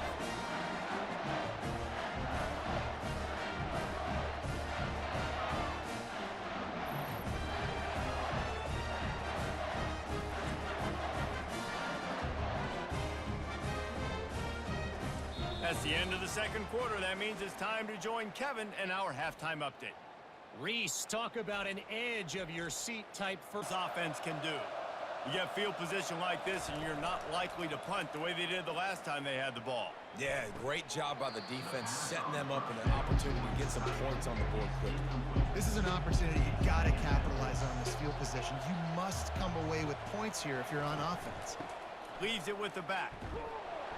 And he finds some solid space, makes a nice game before the defense is able to stop him. And the Bulls racing to the line in the hurry-up. Looking to throw, it's Watts. The throw to the outside is complete. They're able to keep him out of the end zone. He'll be stopped at the 2 after the big play in the passing game. Third down and short is exactly what you want in offense. And the quarterback goes down at the 11-yard line. Defense rolls up deep in its own end on that last play. Now a second and long coming. He's looking to throw. He's got it and still on his feet. They get it down to the 7 on that pass play in prime position for a score.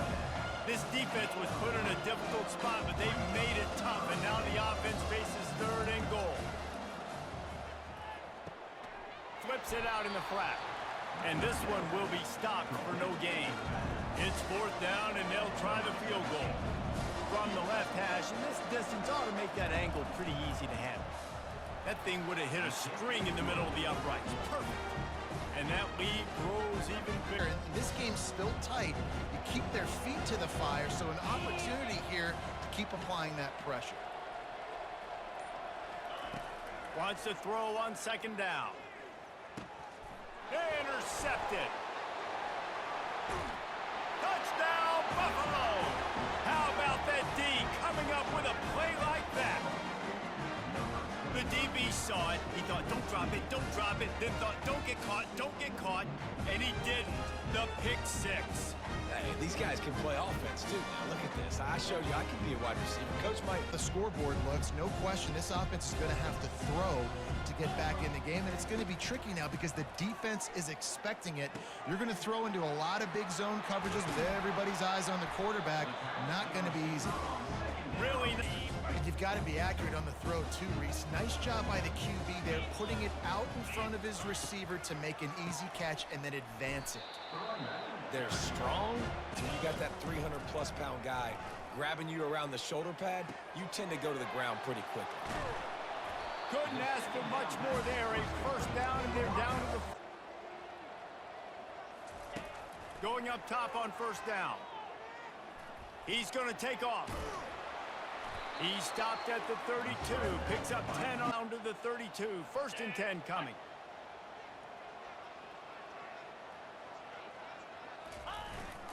To the ground with the back. And the defense finally makes the stop after this. He wants to throw it. Safe completion on the screen.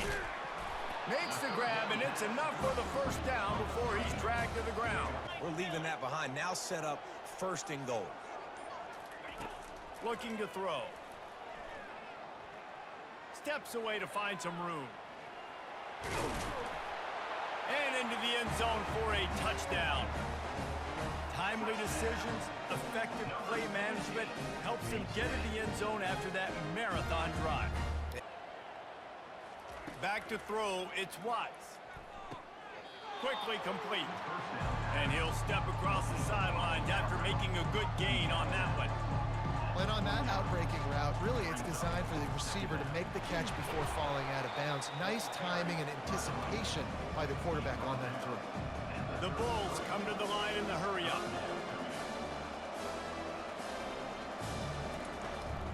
They'll try to move the chains on the ground. They'll keep this drive moving by picking up the first down. They have it at the 36. And the Bulls come to the line with a new set of downs. That is how it's done on third down and short, and no doubt about it, an easy hole to get through and clearly get the first down. If you really want to simplify football, the low man wins. That time the offense got the better of the D. Easily picked that up. They'll run it out of the shotgun. That's what you expect from a senior. Don't give them any extra yards. Great tackle there.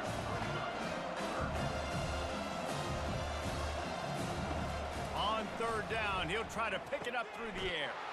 Finds his man in the middle. Good job running that route to get past the sticks because he got nothing after the catch. On third down, offenses have their plays. What they like in third and short, what they like third and medium, third and long. Great job by the offense having success. Now it's incumbent upon the defense to learn their plays and try to shut it down throughout the game. He's brought down, but there's a flag on the field. Let's see which way that's going to go. Offense will take that. Free 5 yards every time. Bad discipline by the defense. Looking to throw. A shot toward the end zone.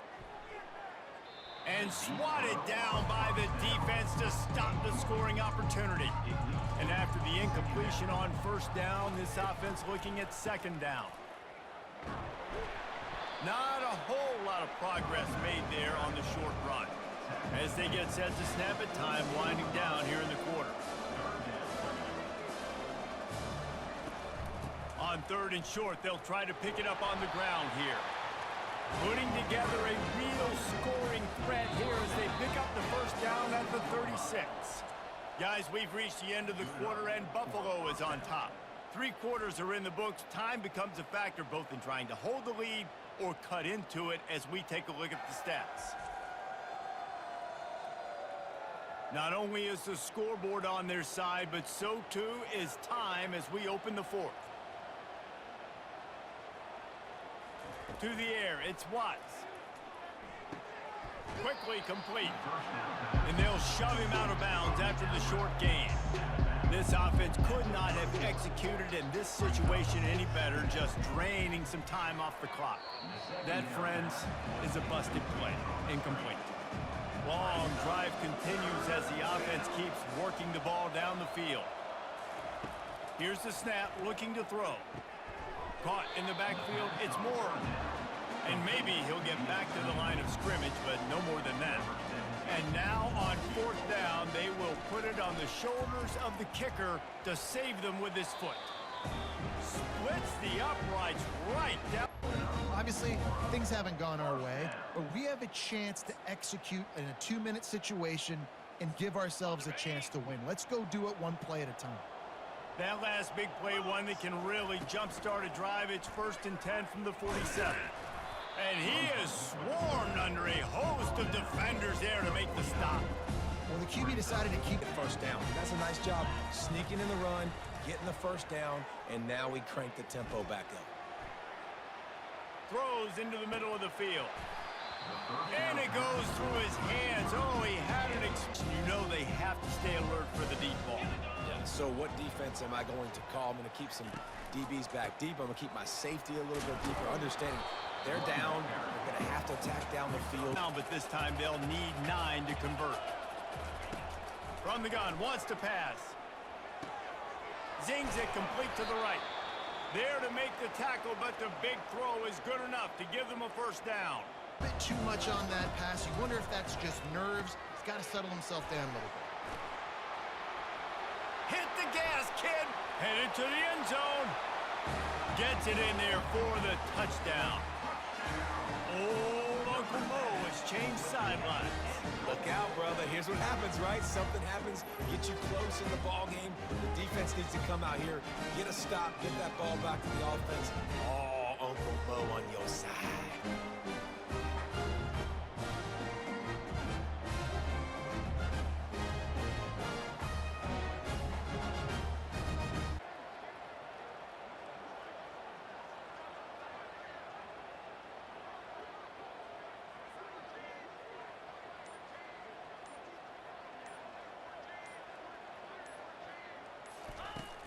They'll try to keep this clock moving on the ground.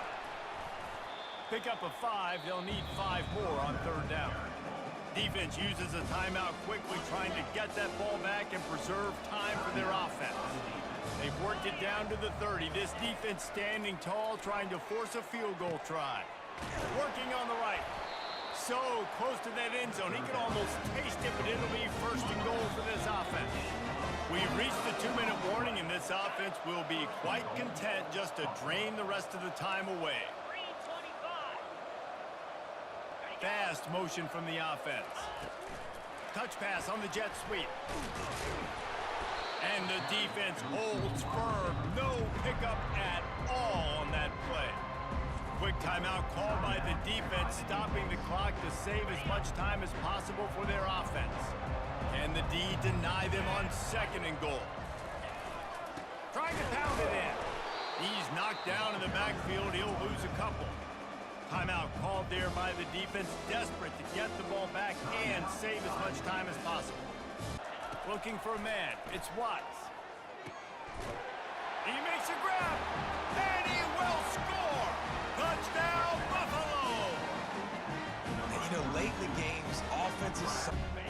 Went to the running game on first down. Now here they come again.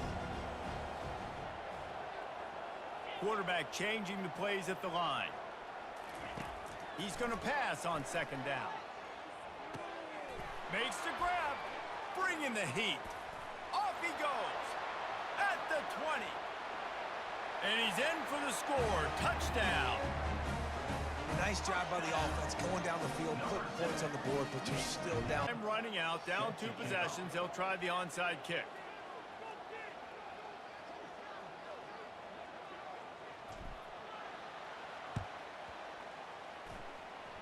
They were ready for the onside kick and executed perfectly, and they secure the football. For we have this thing in hand. This one was a lot like a tennis match, back and forth, up and down, and they just couldn't quite score enough and get the key stop to get the win. And defenses have changed, right? It's not about limiting to low points anymore, but you got to find ways to create turnovers and get that ball back to your offense so they can do their damage. Defense just needed to create a few more opportunities. I think it just came down to individual effort on the defensive side of the football for this team. Somebody needs to step up in big moments in big games and make the play to win. We didn't see it happen today. So that's going to do it for us. For Jesse Palmer, David Pollack, I'm Reese Davis saying so long. This has been another presentation of EA Sports College Football.